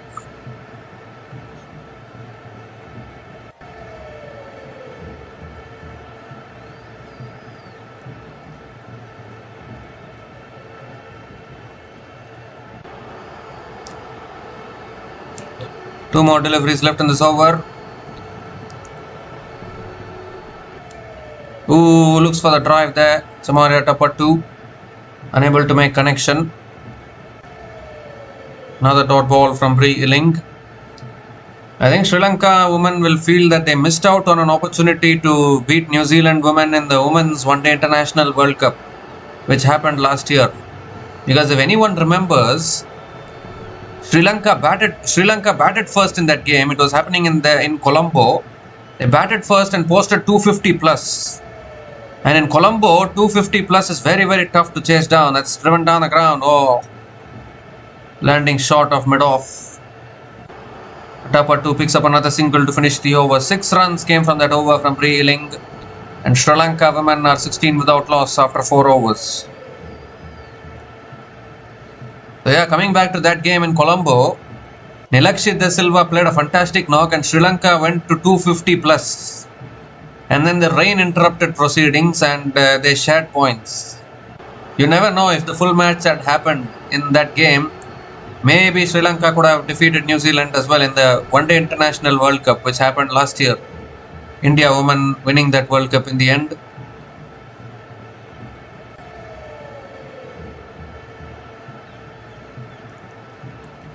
So Sri Lanka can beat New Zealand. There's no doubt about that.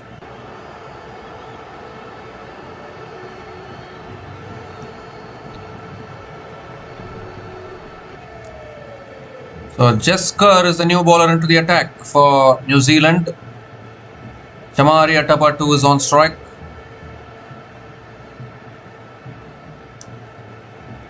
Oh, that's cut away. Over extra covers all the way for 6. What a shot that is. Width on offer, but she's hit it over extra covers for 6. Over that field red deep extra covers. That is a super shot from Chamari Atapattu. And a great way to start the over for Sri Lanka.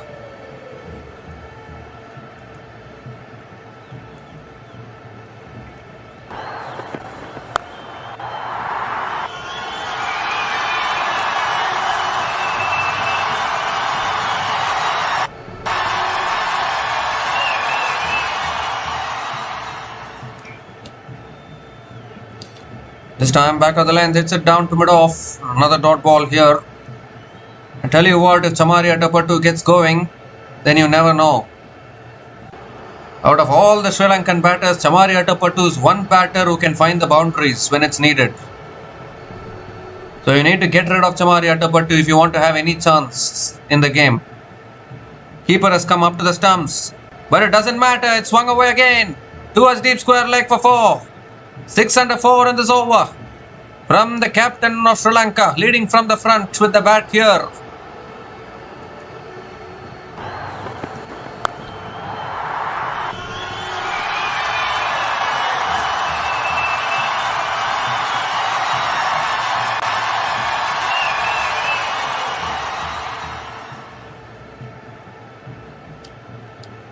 Again, poor delivery, angling onto the pads. Easy pickings for Chamari Atapattu.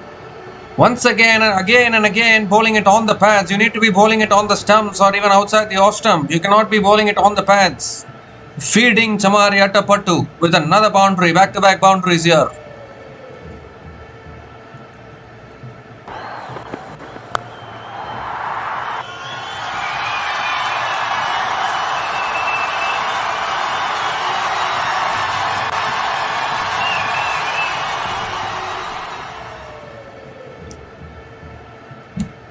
So 14 runs have come from this over. Chamari Atapattu 21 from 16. Around the wicket now, Jesker, and that's a full delivery. Drives it down to mid-on. Another dot ball from Jesker. That's what I was talking about actually. Chamari Atapattu is one batter that can find the boundaries when it's needed.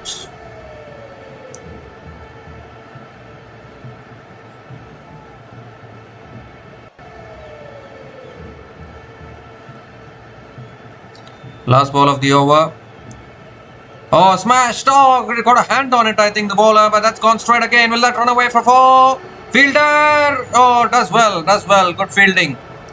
Another couple of runs, though, to finish the over. Expensive over from Jesker. 16 runs came from that over. And this is a fantastic start here for Sri Lanka. Sri Lanka women are 32 without loss after 5 overs.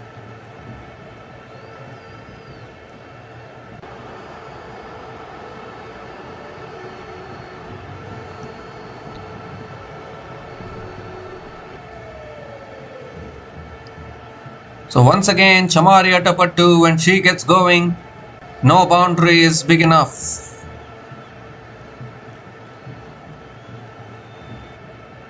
New Zealand feeling the pressure here. That's why I said these 150s and 140s, they are kind of in between totals. You need to get 160, 170. Breeling now into the attack. And this time it's Vismi Gunaratne, pierces the gap, and that will run away for 4 as well. Vismi Gunaratne is saying, if Chamari Atapattu can do it, I can do it too, and starts the over with a boundary.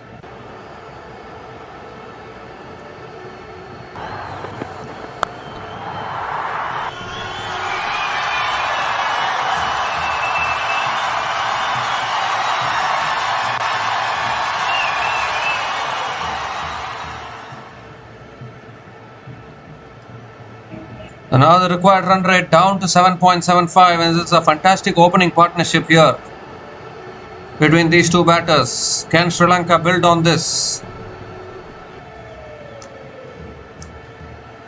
Oh, swept away this time towards deep square leg for 4. Well, this Vismi Gunaratne, she is playing some shots. First pierced the gap through the offside, and now playing a literal slog sweep to Breeling towards deep square leg. Back-to-back boundaries to start this over, and New Zealand are already under too much pressure, you would think.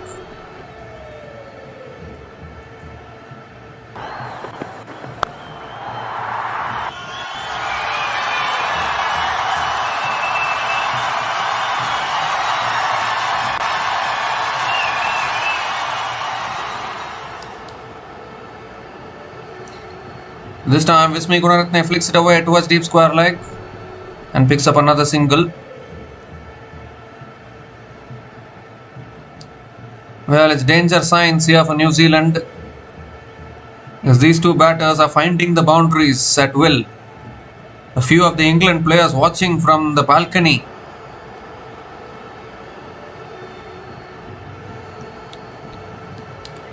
Fourth ball of the over coming up.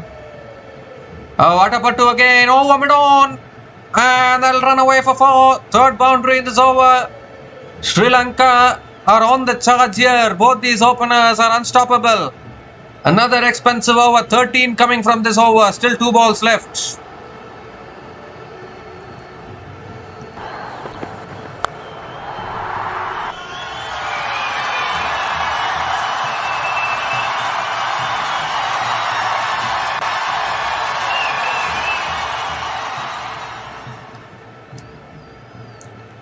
Well, she's bowled. Gone straight through Atapattu, and that is what New Zealand badly wanted. Went for 3 boundaries in the over, but she's got the biggest wicket possible. Chamari Atapattu looking to give herself room and try and hit it through the offside probably, but I think that ball just nipped back off the surface and it crashes into middle stump. So the first wicket goes down for Sri Lanka, and maybe, just maybe, this is the opening which New Zealand, this is the breakthrough which New Zealand were looking for to try and make a comeback in this game. Atapattu departs after scoring 27 from 19 balls, and Sri Lanka women are 45 for 1 after 5.5 overs.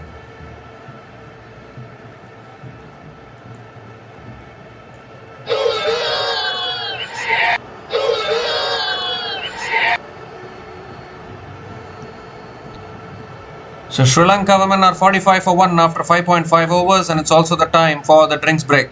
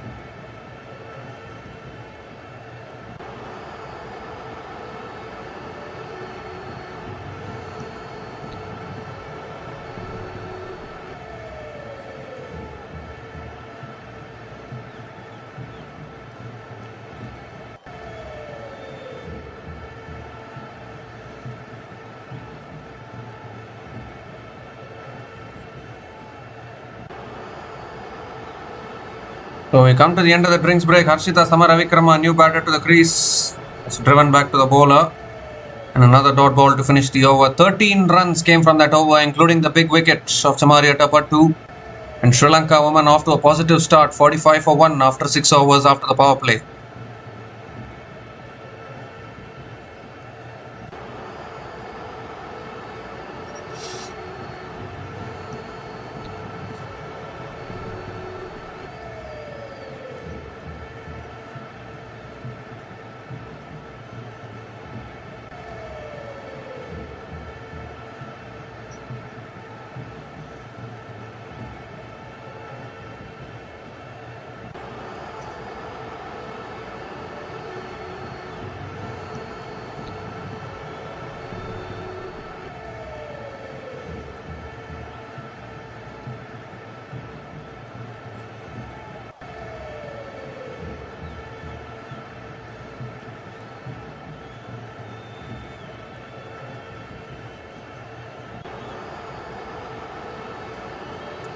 So some spin being introduced now for New Zealand women. Nancy Patel is the new bowler into the attack. Right arm off spin bowler coming over the wicket. And Vismi Gunaratne again down the track, hits it down to long on and picks up another single to start the over.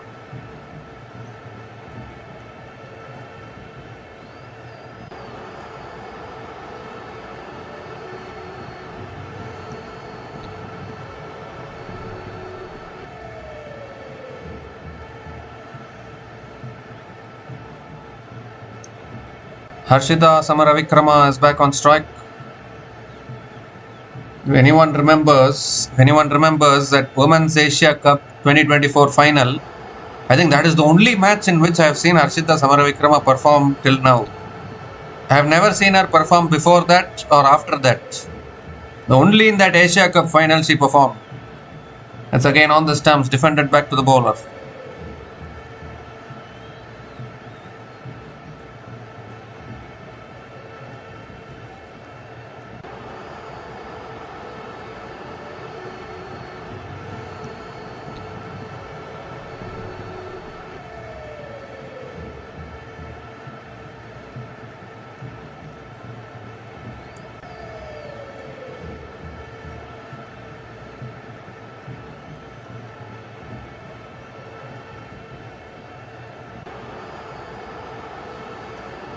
So third ball of the over coming up.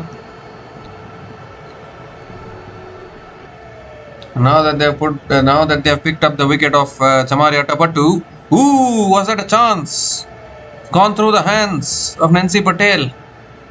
Harshita Samaravikrama gets off the mark with a single. Could have had 2 wickets there.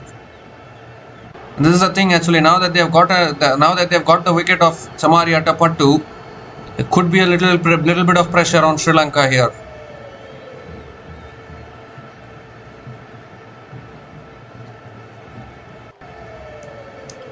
Oh, again down the wicket, it's gone off the pads.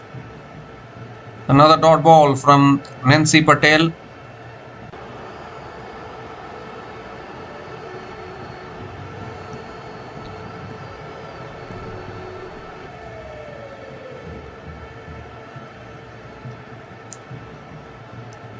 Oh, down the track, hits it high up in the air. This should be taken here. And it is taken at long on. 2 wickets down, both the openers dismissed. And New Zealand fighting back here in this game. Vismi Gunaratne just needed to be a little bit more patient, I would think, but she went for the big shots, big boundaries at the Rose Bowl in Southampton and holes out at long on. And Nancy Patel getting the breakthrough for New Zealand, and now they can sense an opening here in this game. Sri Lanka are feeling a little bit of pressure here. They've always been dependent on Chamaria Tapattu for the runs, and once you get Chamaria Tapattu out, they start struggling. I mean, I'll keep on saying this, a team that is dependent on 1 or 2 individuals in cricket cannot win, because cricket is a team game, that is for sure. Vismi Gunaratne gone after scoring 17 from 19 balls, and Sri Lanka women are 47 for 2 after 6.5 overs.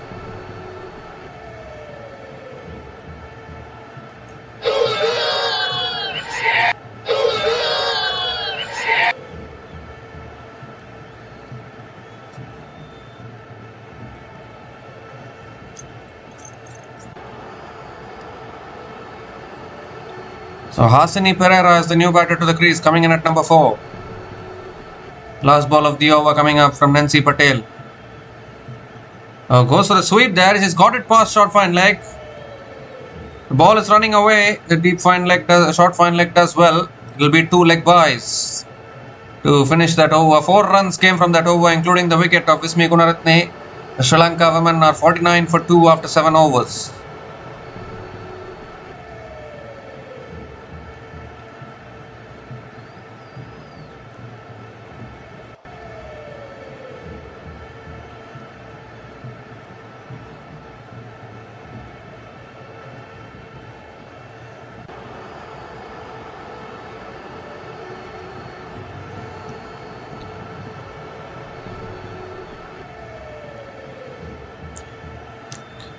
So 102 needed from the last 13 overs for Sri Lanka. They've lost both their openers. Hasini Pereira can play some shots. He's capable of playing shots. So is Harshita Samaravikrama as well.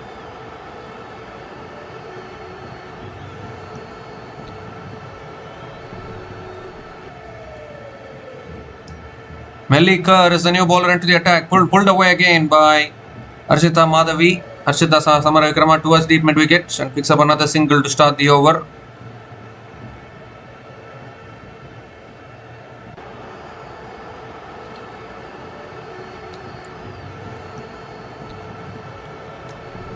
Two left-handers at the crease for Sri Lanka. 50 comes up for Sri Lanka women. 50 comes up in 7.1 overs at the loss of 2 wickets.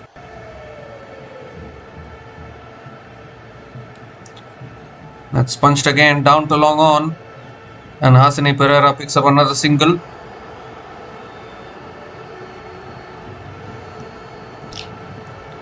They have another batter actually, Nilakshi De Silva, can play some big shots. He's an aggressive batter.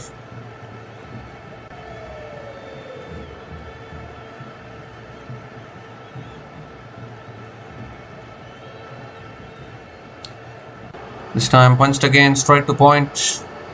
Another dot ball here from Melly Kerr.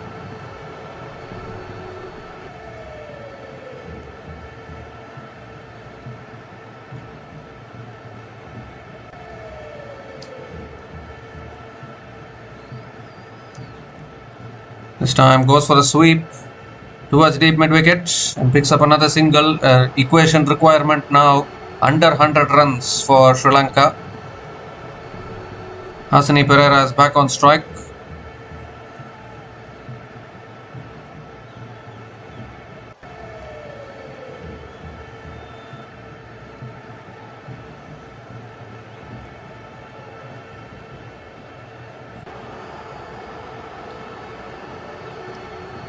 Well, Attabattu provided a good start with the bat, but now suddenly things have slowed down a little bit as far as Sri Lanka are concerned. But Hasini Pereira is very much capable of finding the boundaries, that is for sure. That's it, leg side again. I'm going to come back for 2, I think. Oh, chance of run out! Chance of run out! They might have another wicket here, New Zealand. They're going to go upstairs to the third umpire. If you're going to come back for risky second runs, then you need to be a fast runner between the wickets. Otherwise, don't go for second run. Batter has already started to walk. A quick throw there. Oh well, the wicket keeper hasn't gathered the ball. Hold on here, the wicket keeper hasn't gathered the ball, I see. They need to have a look at that once again.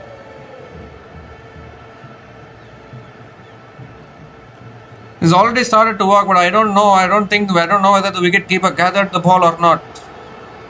They didn't show that angle correctly at all. Hasini Pereira has gone for 2. Sri Lanka women 53 for 3 after 8 overs.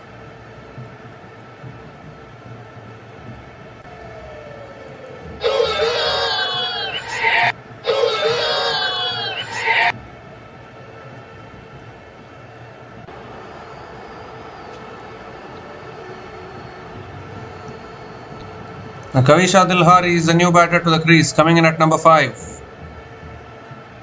They've lost 3 quick wickets here, Sri Lanka. Nancy Patel into her third over. into her second over and has punched again straight to point. Another dot ball to start the over.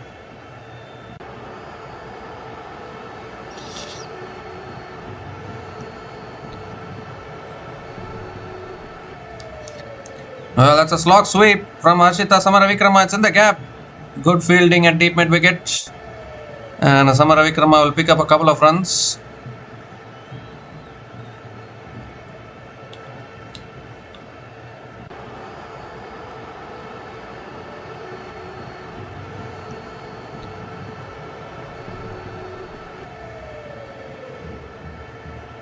Well, it was actually a direct hit. Maybe that is why. Oh, chopped it on. There's another wicket. Oh dear, what is happening here with Sri Lanka? Harshita Samaravikrama going for the drive. It chops it back onto her leg stump. And now 4 down, Sri Lanka. Nancy Patel gets another one. Her second wicket. And Sri Lanka falling apart here.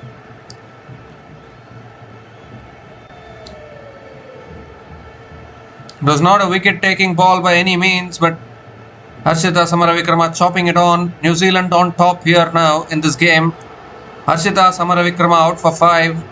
And Sri Lanka women are 55 for 4 after 8.3 overs.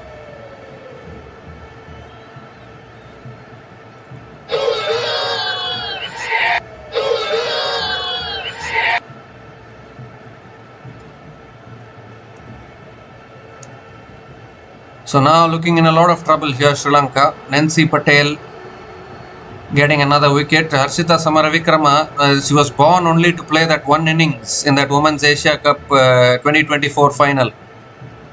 After that, she hasn't played that kind of a knock ever again. Only one innings, one innings wonder they call batters. She played only that one innings in that Asia Cup final, which Sri Lanka ended up winning. But apart from that, nothing at all. Nothing. Absolutely nothing with the bat in ODI and T20 cricket till now. And Nilakshit De Silva comes in, new batter to the crease, coming in at number 6. Now it's looking tough for Sri Lanka here. New Zealand are right on top.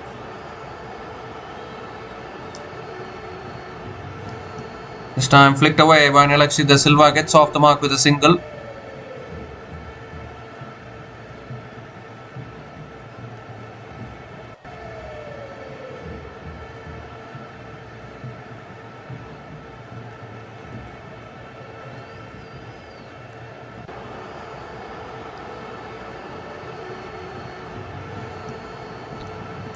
This time tossed up again. Kavisha Dilhari drives it down to long on and gets off the mark with a single. Sure, it's been a big collapse here from Sri Lanka. It's becoming a big weakness at the moment for Sri Lanka here. From 45 without loss to 55 for 4. You only need to get the wicket of Chamari Attapattu. And after that, somehow the other batters are just not able to do anything.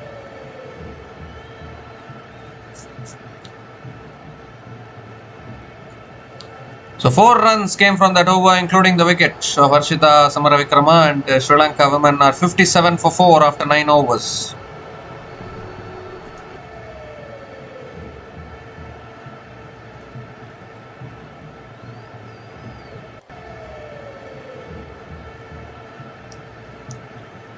I think we have to be open and admit the fact that all these other Asian teams, apart from India women, they're all lacking in their batting departments.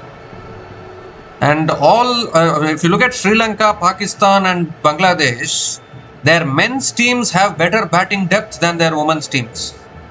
That is the harsh reality actually. Bangladesh men have better batters. So many good batters they are having, so they are able to win more games. Whereas Bangladesh women, they don't have batters at all. They can't chase down 150, 160. And then you look at Pakistan as well. They also don't have any batting in their women's team. The men's cricket has some batters. You look at Sri Lanka, again men's team is much better. They have better batters. Women's team only one batter, Chamari Attapattu. No one else contributes. Only India is the only Asian team which have balanced teams in both genders. If you look at it, India may not win every tournament, but at least they won the previous one-day international World Cup, and that was because their batters contribute. So someone or the other can contribute with the bat for India. But the other Asian teams are very below par as far as women's cricket is concerned. That's a top edge. Lands short of.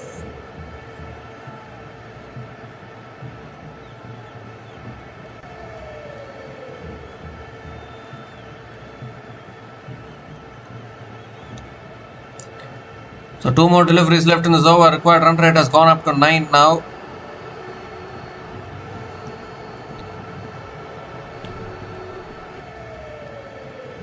Well, that was a dropped catch actually. Easy catch put down at fine leg.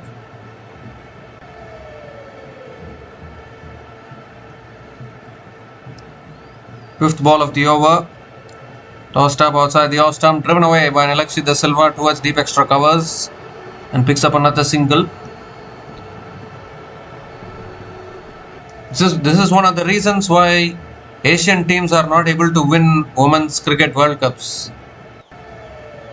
I mean, only last year we saw India women winning the World Cup. First Asian team to win any World Cup in women's cricket. But I can assure you that the other Asian teams it's going to take a long time for any other Asian team to even touch a women's World Cup, because Sri Lanka, Pakistan and Bangladesh are too bad in all honesty. Swept away by Kavisha Dilari towards deep mid wicket. Picks up another single to finish the over. 3 runs came from that over from Melly Kerr, and Sri Lanka women in a lot of trouble here. 60 for 4 after 10 overs.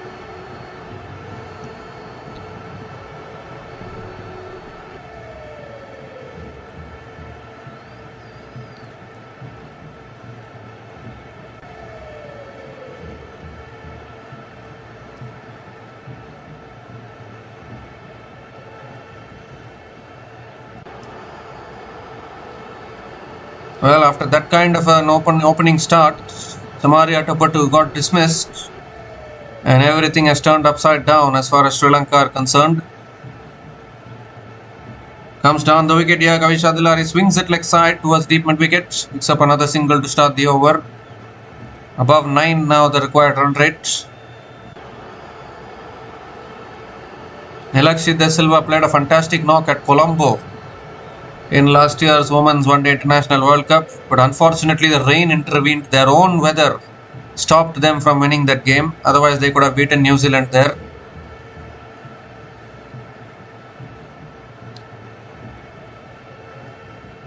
Comes down the wicket, flicks it away again towards deep mid wicket. Another single.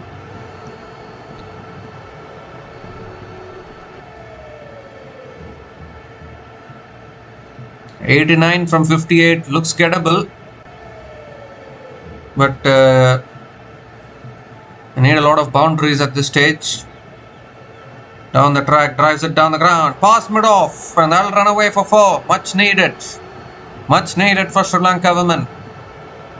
Beautifully driven there by Kavisha Dilhari. Picks up her first boundary in this innings.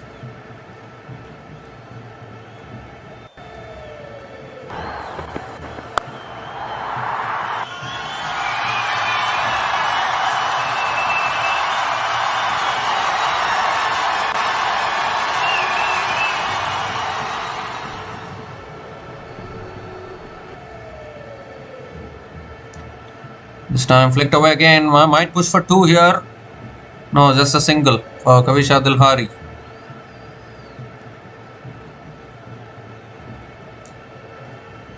Seven runs have come from this over so far. Still 2 balls left.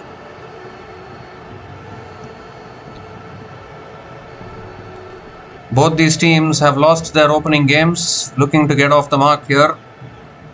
Flicked away again by Nilakshi De Silva. Coming back for 2. Good running between the wickets. Another couple of runs.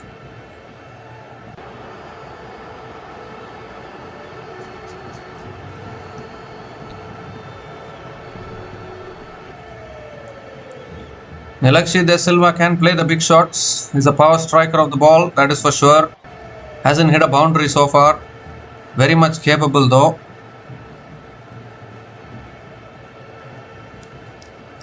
This time guided again towards third man. Ooh, and gets through for a single. Another single to finish the over. So 10 runs came from that over from Nancy Patel, and Sri Lanka women are 70 for 4 after 11 overs.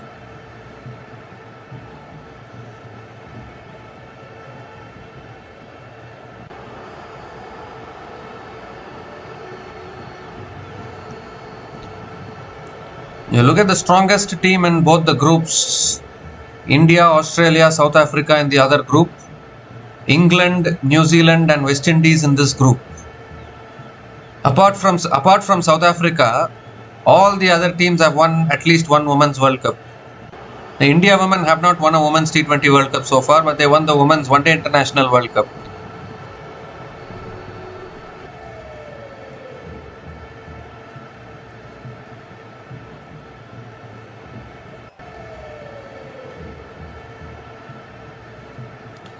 Amelia Kerr now into her third over, has driven towards mid-off. Nilakshi De Silva picks up another single to start the over. Kavisha Dilhari back on strike, 80 needed from 53 balls.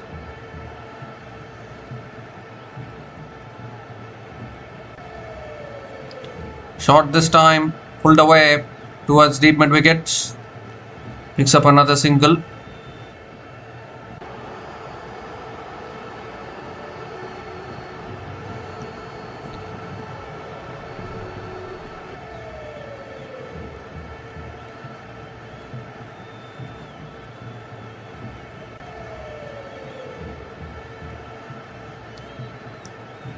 This time swept away again towards deep square leg. Another single here for Nilakshi De Silva. 3 singles to start this over, still 3 balls left.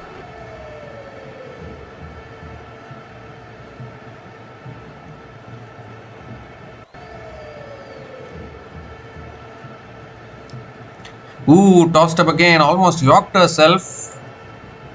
Drives it towards point for another dot ball here.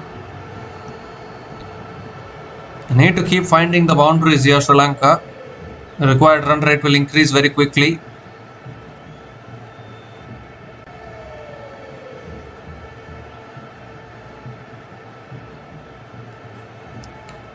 Swept away by Kavisha Dilhari, 1 bounce to deep mid wicket. And another single.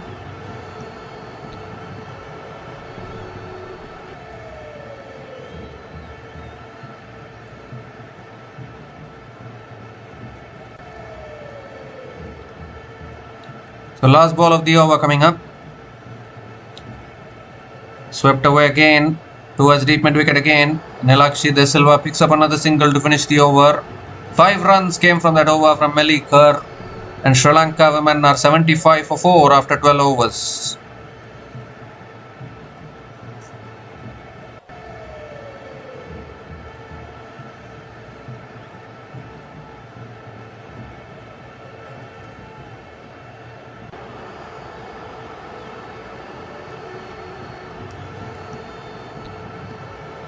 .76 needed from the last 8 overs for Sri Lanka women.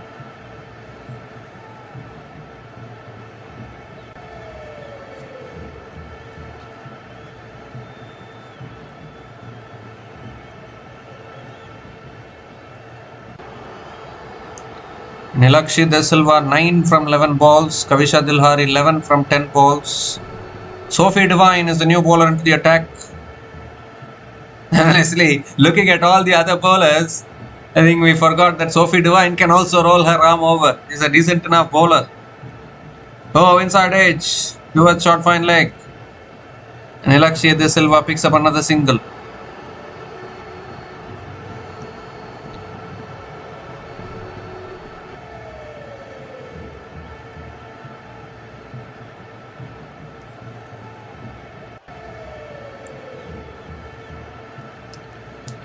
Kavisha Dilhari is on strike.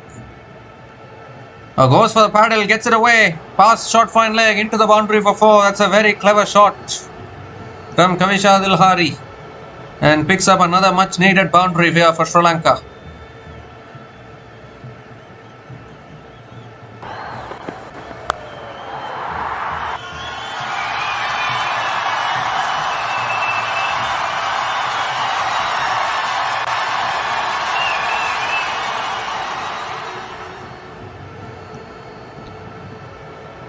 So this partnership now 25 from 23 balls. Kavisha Dilhari with 2 boundaries. Has driven again, but this time straight to covers. Straight to covers, another dot ball.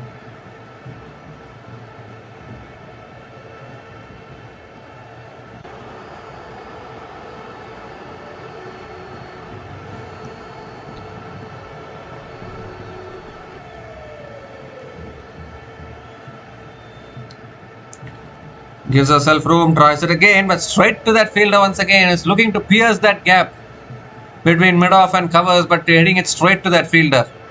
Back-to-back dot balls from Sophie Devine. 2 more deliveries left in this over.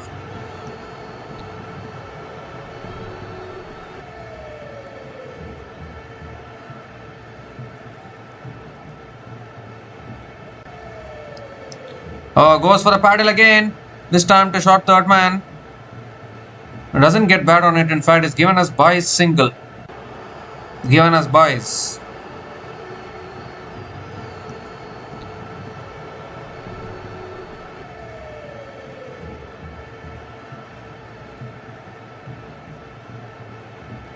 No, it's actually off the bat. It's actually off the bat. Last ball of the over coming up. Nilakshi De Silva back on strike.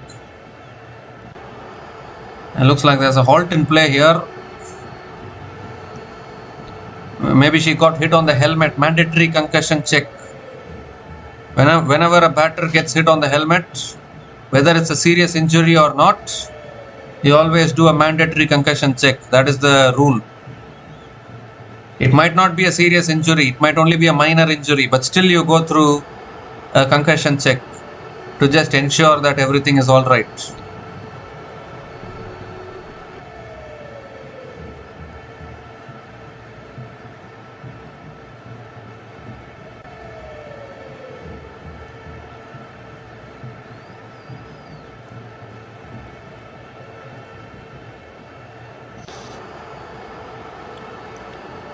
So everything is alright with Kavisha Dilhari. She will continue. And the required run rate climbing higher here for Sri Lanka. Nilakshi De Silva has batted 12 balls and hasn't hit any boundary so far. She is known to play some big shots. She has to unleash that.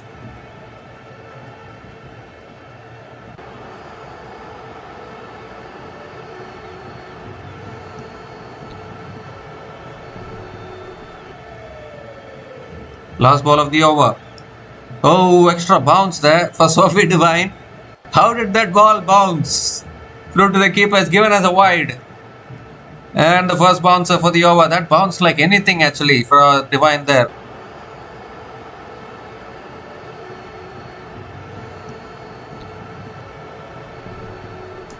Last ball of the over coming up.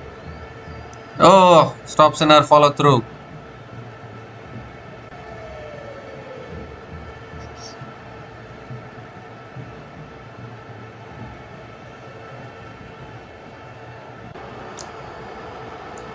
Last ball of the over. Hits it leg side. Towards long on.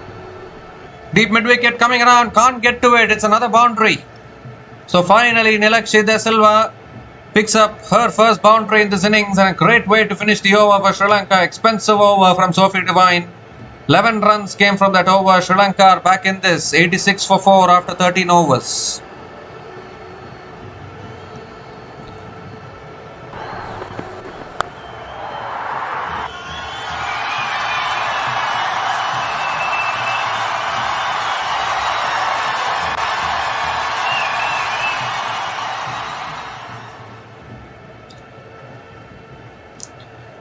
.65 needed in the last 7 overs. Still tricky equation, but I mean, to my eyes it looks very much gettable.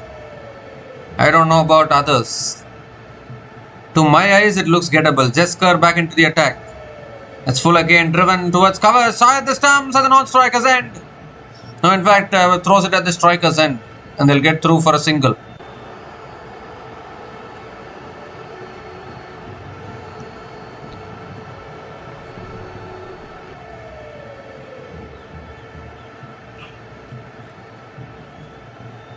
And Nilakshi De Silva is back on strike.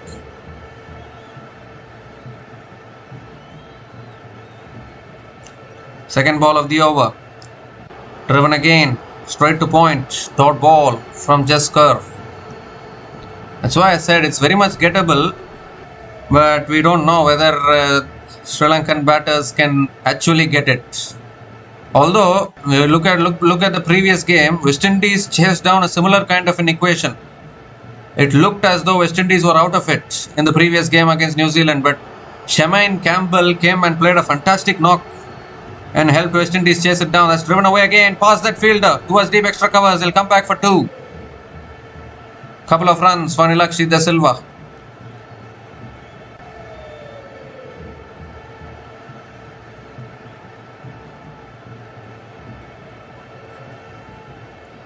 It was a similar kind of a situation for West Indies as well in the previous game when they played against New Zealand. So it's very much gettable. Fourth ball of the over. Oh, that smash! Brilliant! Absolutely brilliant shot from Nilakshi De Silva. Free swing of the bat. Gets it through. Gets it away for 4. Can surely chase it down with shots like that. Brings the equation down to 58 needed from 38 balls.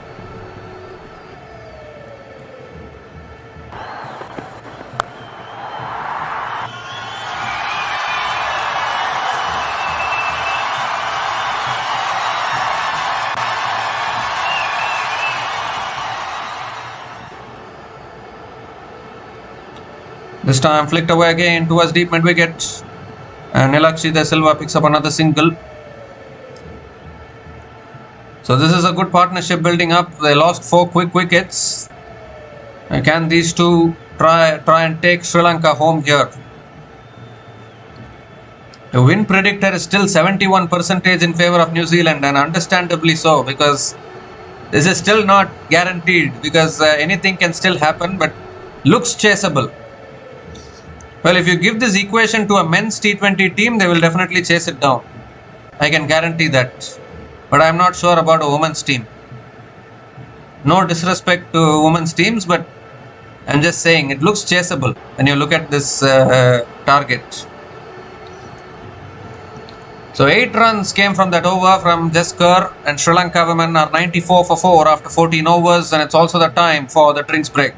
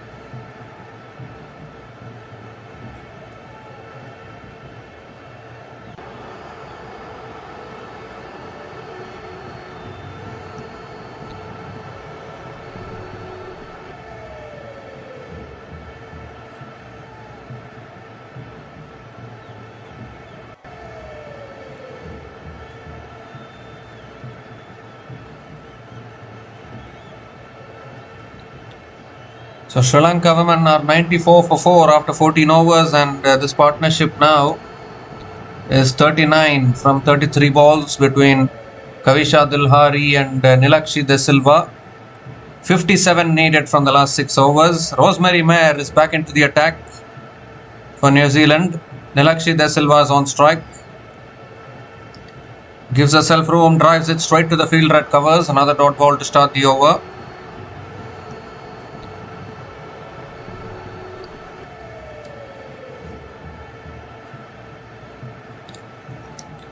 Nilakshi De Silva 21 from 18 balls. Kavisha Dilhari 17 from 16 balls.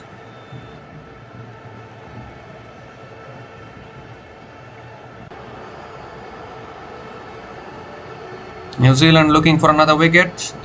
Goes for the paddle towards point. Shy at the non-strikers end. They'll get through for a single. Well, they've come back for 2, I think. Wow, that's excellent running between the wickets. A slight test of overthrows. And they get 2. Very sloppy work in the field from New Zealand. Very, very sloppy work from New Zealand here.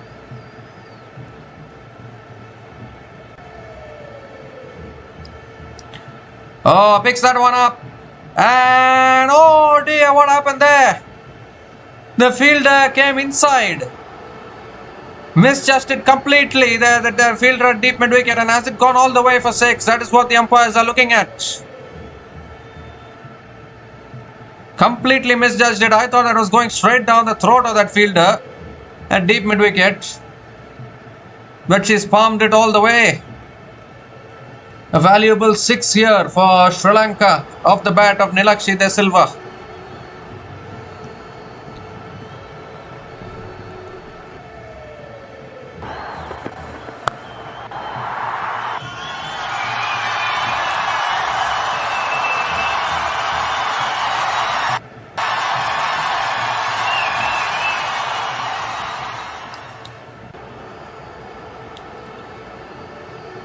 So 100 comes up.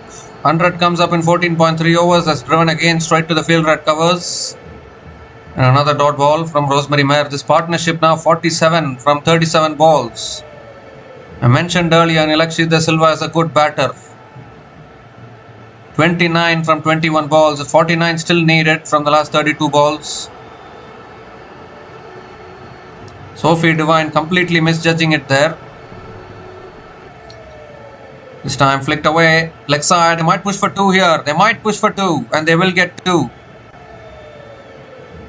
Another couple of runs. Good running between the wickets as well from both these batters.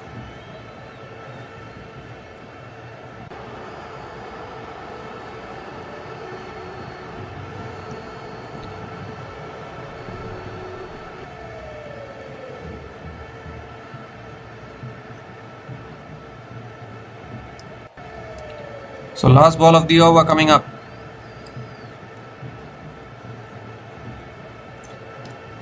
Down the track again, flicks it away leg side. Looking for 2 again. Looking for 2 again. Oh dear, what happened there? Miscommunication. 2 batters at the same end, and it's a run out. A run out at the non-striker's end. Who has been run out? That is the big question. Is it Nilakshi De Silva or is it Kavisha Dilhari who has to go? It was another simple 2 runs. I think Kavisha Dilhari has sacrificed herself for Nilakshi De Silva there.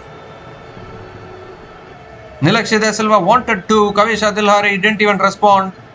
And Kavisha Dilhari is the one who has to go. So 5th wicket goes down. Partnership has been broken. And another twist here in this game. Another chance for New Zealand maybe to try and come back. Kavisha Dilhari out for 17, and Sri Lanka women are 105 for 5 after 15 overs.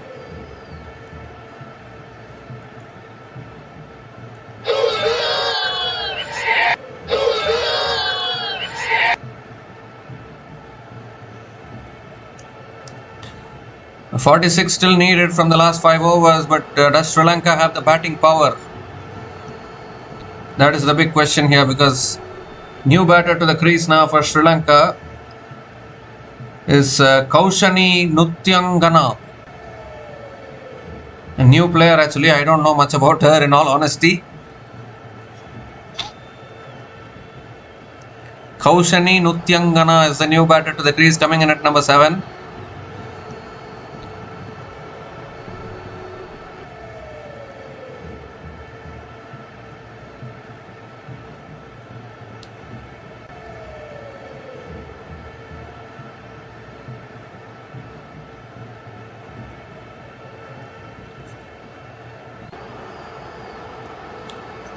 Such a good partnership, broken in the form of a run out.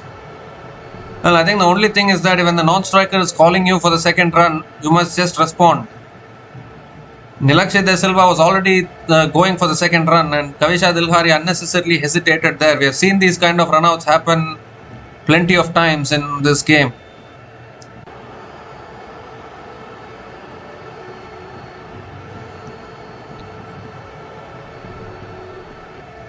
And looks like Amelia Kerr is now stretching. I think having some cramps probably. So yeah, Kaushini Nutyangana has come in. I don't know whether she is capable with the bat. A new player brought into this World Cup.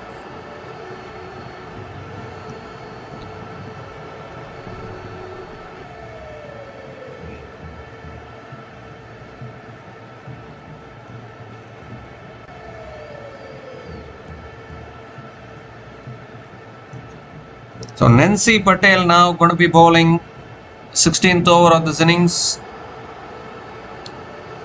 Is it going to be Nancy Patel or is it going to be Amelia Kerr? It's going to be Nancy Patel. Kaushini Nutyangana will be on strike.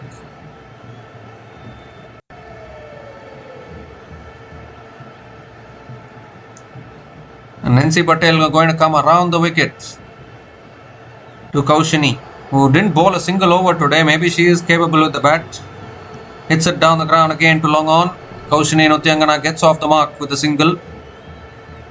Again looking for the second there. Communication is very important while running between the wickets. Nilakshi De Silva is back on strike.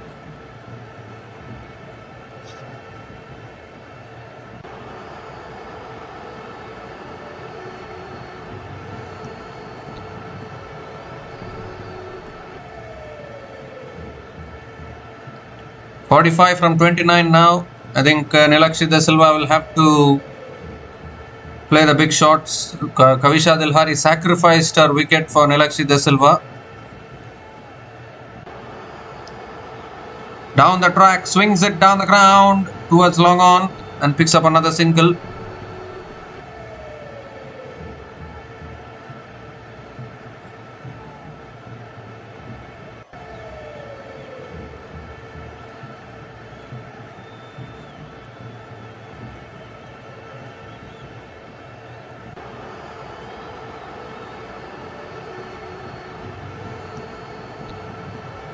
Oh, sweeps it straight up, but it will land safely. It will land safely. Kaushini comes back for 2 again. Have they made it? Has she made it? I think she has. So it will be a couple of runs. Once again, looking to convert ones into twos, putting in the dive there. Yeah, she has made it comfortably. We have seen 2 runouts already in this innings for Sri Lanka. Last thing they would want is another runout. Well, the umbrellas are out in the crowd. Hopefully there's no rain or anything of that sort. 42 needed from 27. 4th ball of the over. Slog sweep. Leg side. Has she found the gap? No, deep mid wicket coming around. They're coming back for 2 again? No, they are not. No, they are not. Just a single. Nilakshi De Silva is back on strike.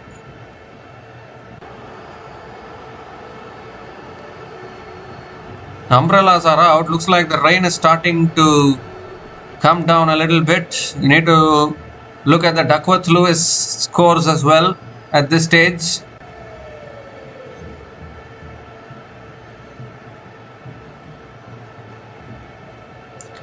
Fifth ball of the over. Slow sweeps it away leg side. One bounce to deep square leg. And another single for Nilakshi De Silva.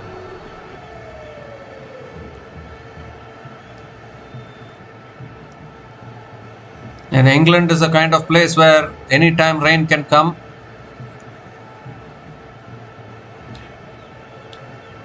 The last ball of the over from Nancy Patel.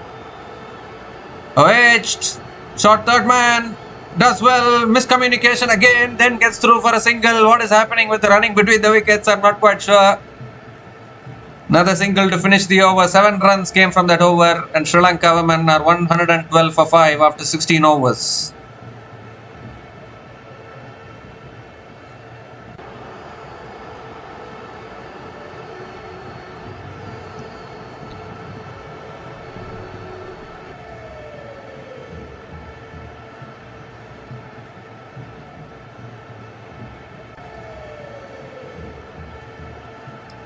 So 39 needed from the last 4 overs for Sri Lanka to pick up their first win in this Women's T20 World Cup of 2026. Nuthyangana looking to play some shots.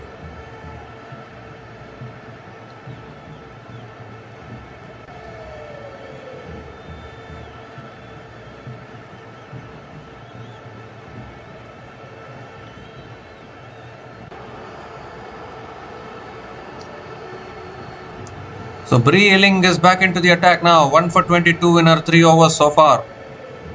With 39 needed from 4 overs. Game hanging in the balance. I need to see whether Kaushini Nuthyangana can bat well against pace. Bree Illing coming around the wicket. Oh, goes for the drive there. Nuthyangana unable to make connection. Dot ball to start the over.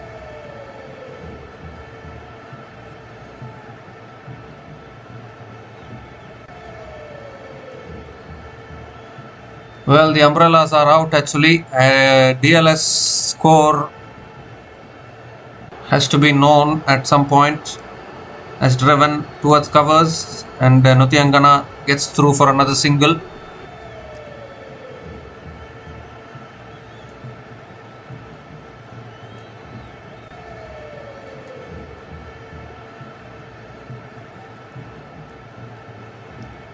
Nilakshi De Silva is back on strike.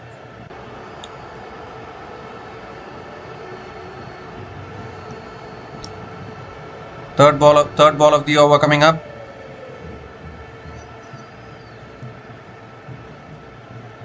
Oh, that's too high, wide from Bree Illing. Has to reload that one again. One big over here will bring the equation back in favor for Sri Lanka. 37 from 22 is the equation.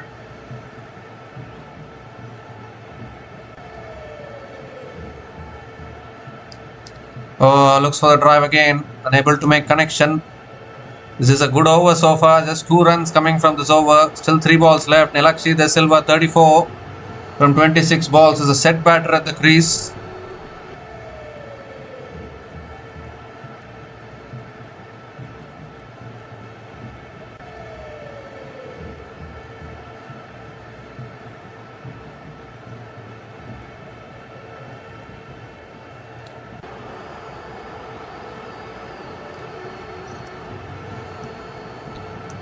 Fourth ball of the over.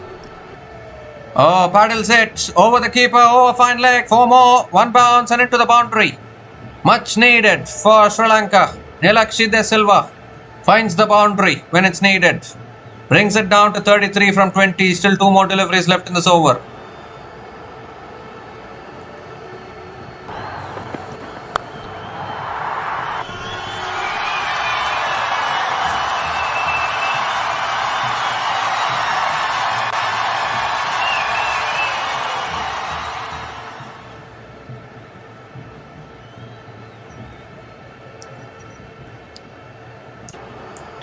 This time guided again towards short third man. Nilakshi De Silva picks up another single. Kaushini Nuthyangana is back on strike. Are we going down to the wire here once again?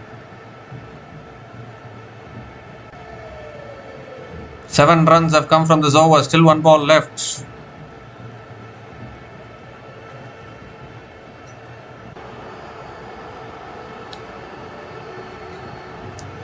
Last ball of the over. That swung away leg side. Might have found the gap.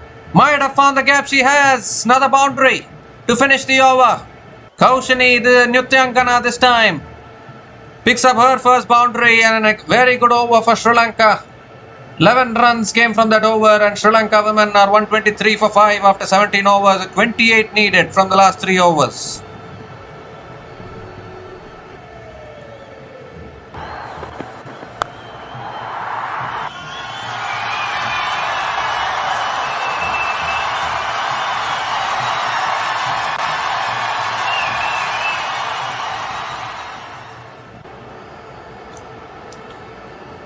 Well, she looks like a decent batter, this Kaushini Nutyankana, that is for sure.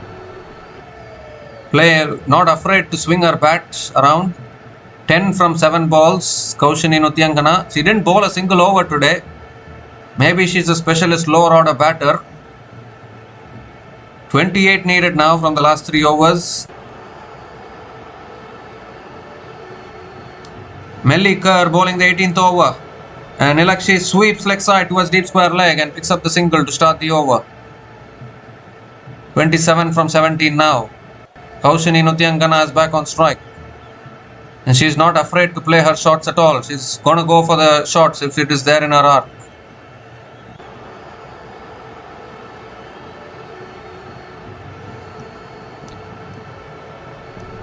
This time pulled away, down to long on. Towards deep mid wicket in fact, and Kaushini picks up another single.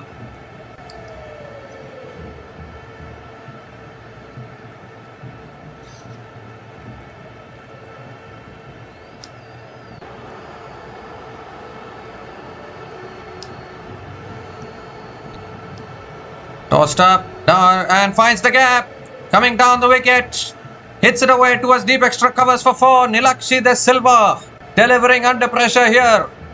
Moves to 44 from just 30 balls and now just 22 needed from 15. Can Sri Lanka do this here?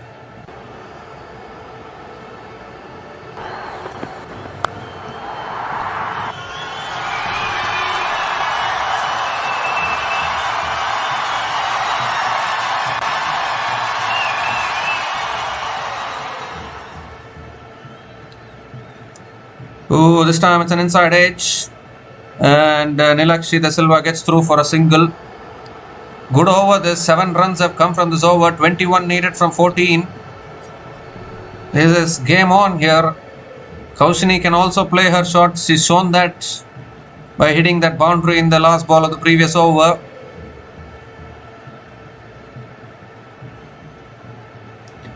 There's not much spin on offer in this wicket.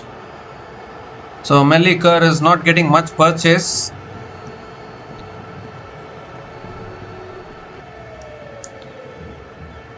Gives herself room, hits it down to long on, and Kaushini will pick up another single. Back to Nilakshi De Silva, 20 needed from 13 balls.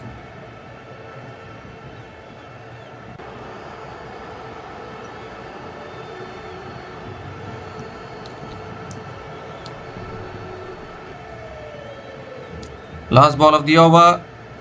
So swept away again. Oh dear, it's a misfield. Oh my god, it goes through for 4 at deep square leg. That should have only been a single. But a bad misfield there at deep square leg. And it goes through for 4. And another good over for Sri Lanka. 12 runs have come from that over. And Amelia Kerr finishes her spell. None for 24 in her 4 overs. Sri Lanka women are 135 for 5 after 18 overs. With just 16 more needed from the last 2 overs.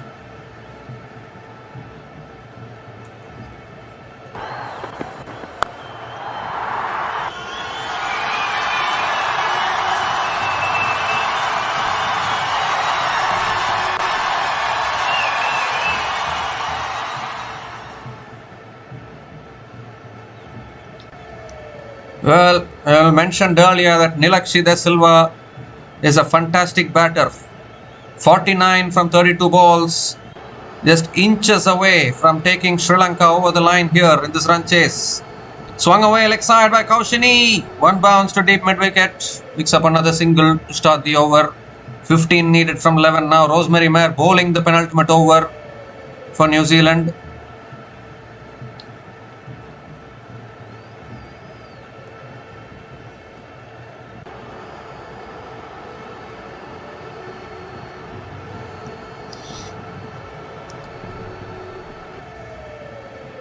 Well, but I can tell you what, if this goes down to the last over, then anything can happen still.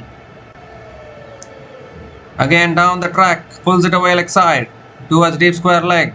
Nilakshi De Silva picks up another single. 14 needed from 10 now. Half century for Nilakshi De Silva. 50 from 33 balls with 5 boundaries and 1 sixer at a strike rate of 151.52. Outstanding knock under pressure when they had lost 4 wickets. In quick succession, she came in and she has played a very, very responsible knock here.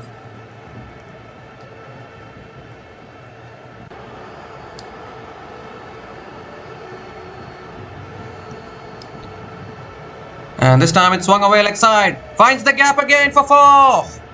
Well, Kaushini Nutyangana picks up yet another boundary. Well, she can certainly bat. She's batting outstandingly well here in this partnership. And now just 10 away from winning this. Sri Lanka women on the verge of doing something special here.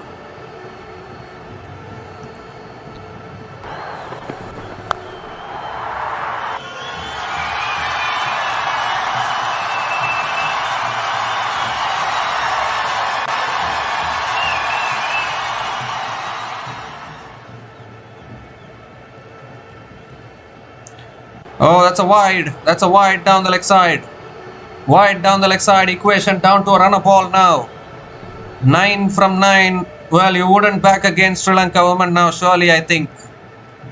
It's a runner ball now. This partnership, 37. Swung away again. Deep mid wicket this time comes around. And Kaushini Nutyangana picks up another single. 8 needed from 8 now. Nilakshi De Silva is back on strike. Well, New Zealand lost to West Indies. Are they going to lose this also? Who would have thought that the defending champions would be losing games like this to West Indies and Sri Lanka?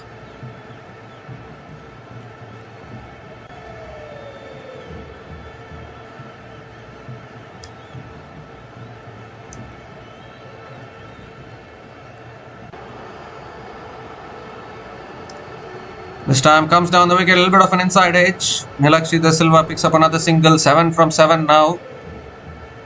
7 from 7 is the equation. Kaushini is back on strike. The way Kaushini is batting, it takes the pressure off Nilakshi De Silva actually. 18 from 12 balls, Kaushini Nutyangana. With 2 boundaries at a strike rate of 150. She is helping out her partner in all honesty.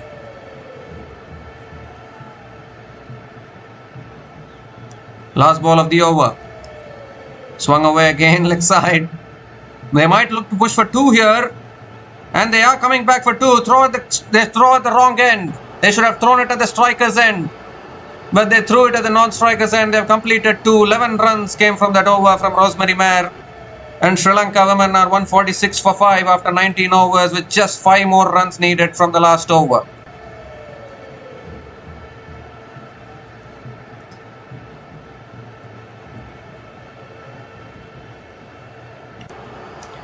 Well, we rewind ourselves back to yesterday. I know that was not a proper international game. It was India A taking on Sri Lanka A. And Sri Lanka A needed exactly 5 runs to win in the last over. And it went to a super over yesterday, if anyone remembers. Can we see anything similar here? Or can we see Sri Lanka getting over the line in this run chase itself? Basically, one more boundary away from sealing this. That's what I would say.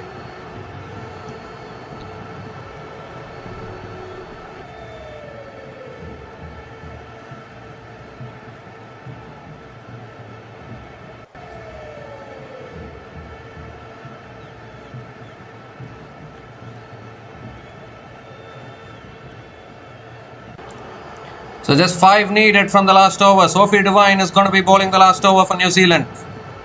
It's going to be Nilakshi De Silva on strike, and all they will be thinking about is if they can get one boundary from somewhere. That will just seal it. That will seal it completely for Sri Lanka. Here's Sophie Devine. Pulled up in the air. Deep square leg. Is there any fielder coming underneath it?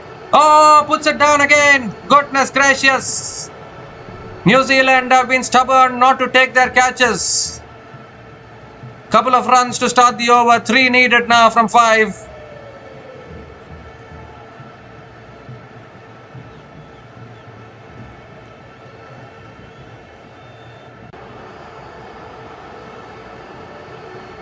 In fact, it didn't carry to that fielder at deep mid wicket. I thought it carried. It didn't carry, but a couple of runs to start the over. Luck has favoured Sri Lanka today big time. Just 3 away now, Sri Lanka. It'll be another big upset here in this T20 World Cup if Sri Lanka can get over the line here.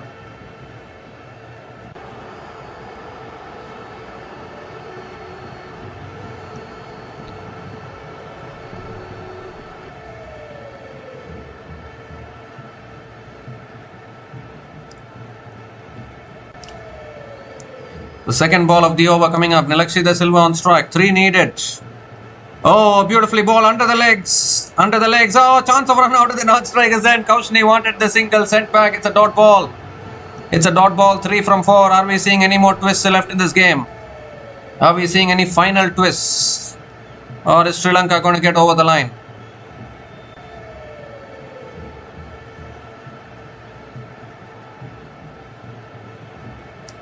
A last over pressure can do anything. Never ever underestimate a last over pressure. Completely different from the entire game. That's driven again towards covers. Shy at the stumps. Oh, gets there. Gets there. Nilakshi De Silva puts in the dive. Gets there. 2 needed now from 3 balls. Kaushini is back on strike. 1 to tie, 2 to win for Sri Lanka.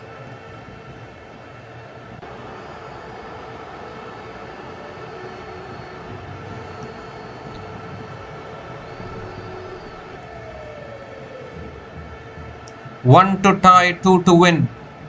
I think the main aim will be to get 1 run so that you can level the scores and then maybe finish it off. I think that will be the best way to finish off this kind of an equation as far as Sri Lanka is concerned. A wicket keeper comes up to the stumps. Kaushini has been batting really well so far.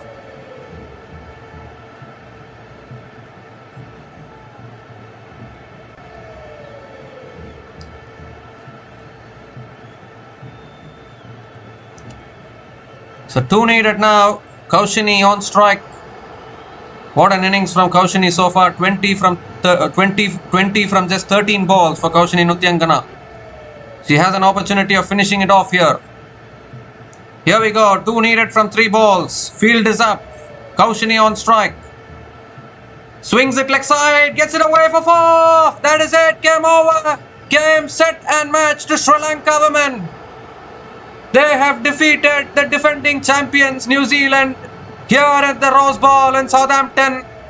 What a run chase this has been. And would you believe it? The defending champions New Zealand have lost to West Indies. They have lost to Sri Lanka now. And they are almost eliminated from this tournament, that is for sure. But Sri Lanka are over the line here. Who would have thought that Sri Lanka will get over the line? But they're always a funny team, isn't it? You never know when Sri Lanka can put across a performance like this.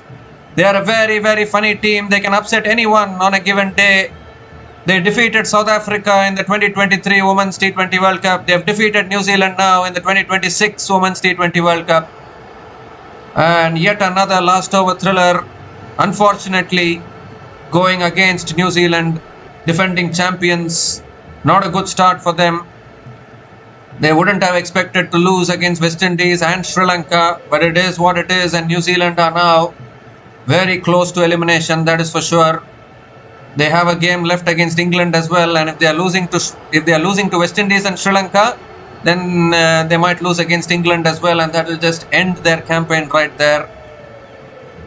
But Sri Lanka will celebrate here. What a run chase this has been. They got off to a good start in this run chase. Chamari Atapattu gave a good start, but then they stumbled when they lost 4 quick wickets. Once Chamari Atapattu got dismissed, Sri Lanka crumbled from 45 for 1 to 55 for 4.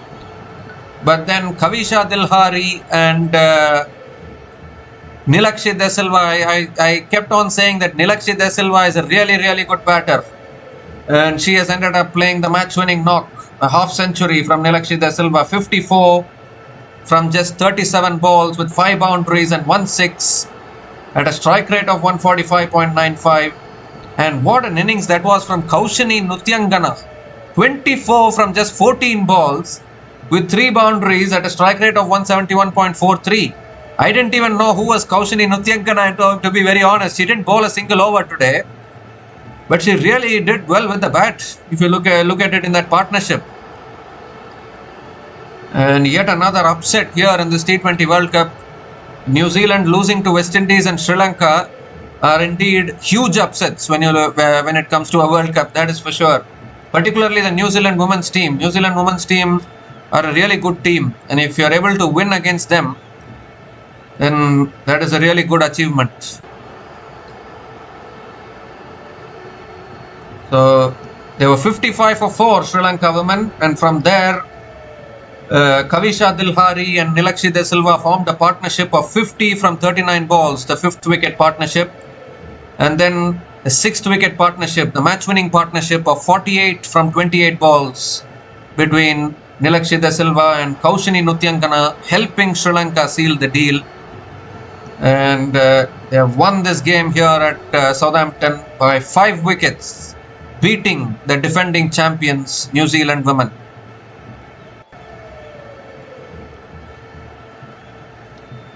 So if you look at New Zealand's bowling today, Rosemary Mayer couldn't pick up a wicket, none for 28 in her 4 overs. Bree Illing, 1 for 33 in her 4 overs. Jess Kerr, none for 24 in her 2 overs. Very expensive today, Jess Kerr. Nancy Patel, I thought, bowled really well. In fact, those middle overs, she bowled really well. Picked up 2 wickets as well, 2 for 23 in her 4 overs. Amelia Kerr, none for 24 in her 4 overs. She got smashed in that 18th over. She got smashed, Amelia Kerr. And Sophie Devine as well, none for 18 in her 1.4 overs. So heartbreak for New Zealand. It was always bound to happen. They needed to get to 160 to 170 for it to be a match-winning total, but they got only 150 on the board. And Sri Lanka women have managed to chase it down. And Sri Lanka women win this game by 5 wickets and pick up their first win of this ICC Women's T20 World Cup 2026.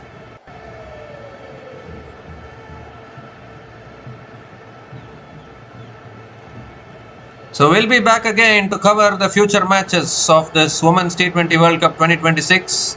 So until we come back again, please like, share and subscribe to our channel Runs and Views. Take care guys, cheers and good night.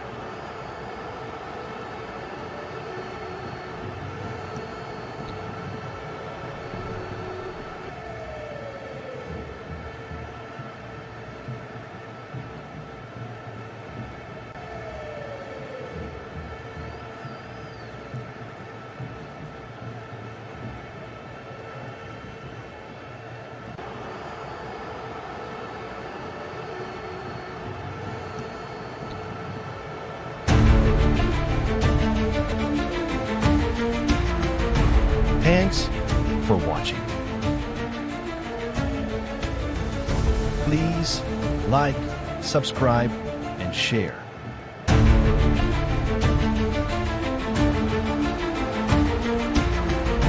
Thanks for watching. Please like, subscribe, and share.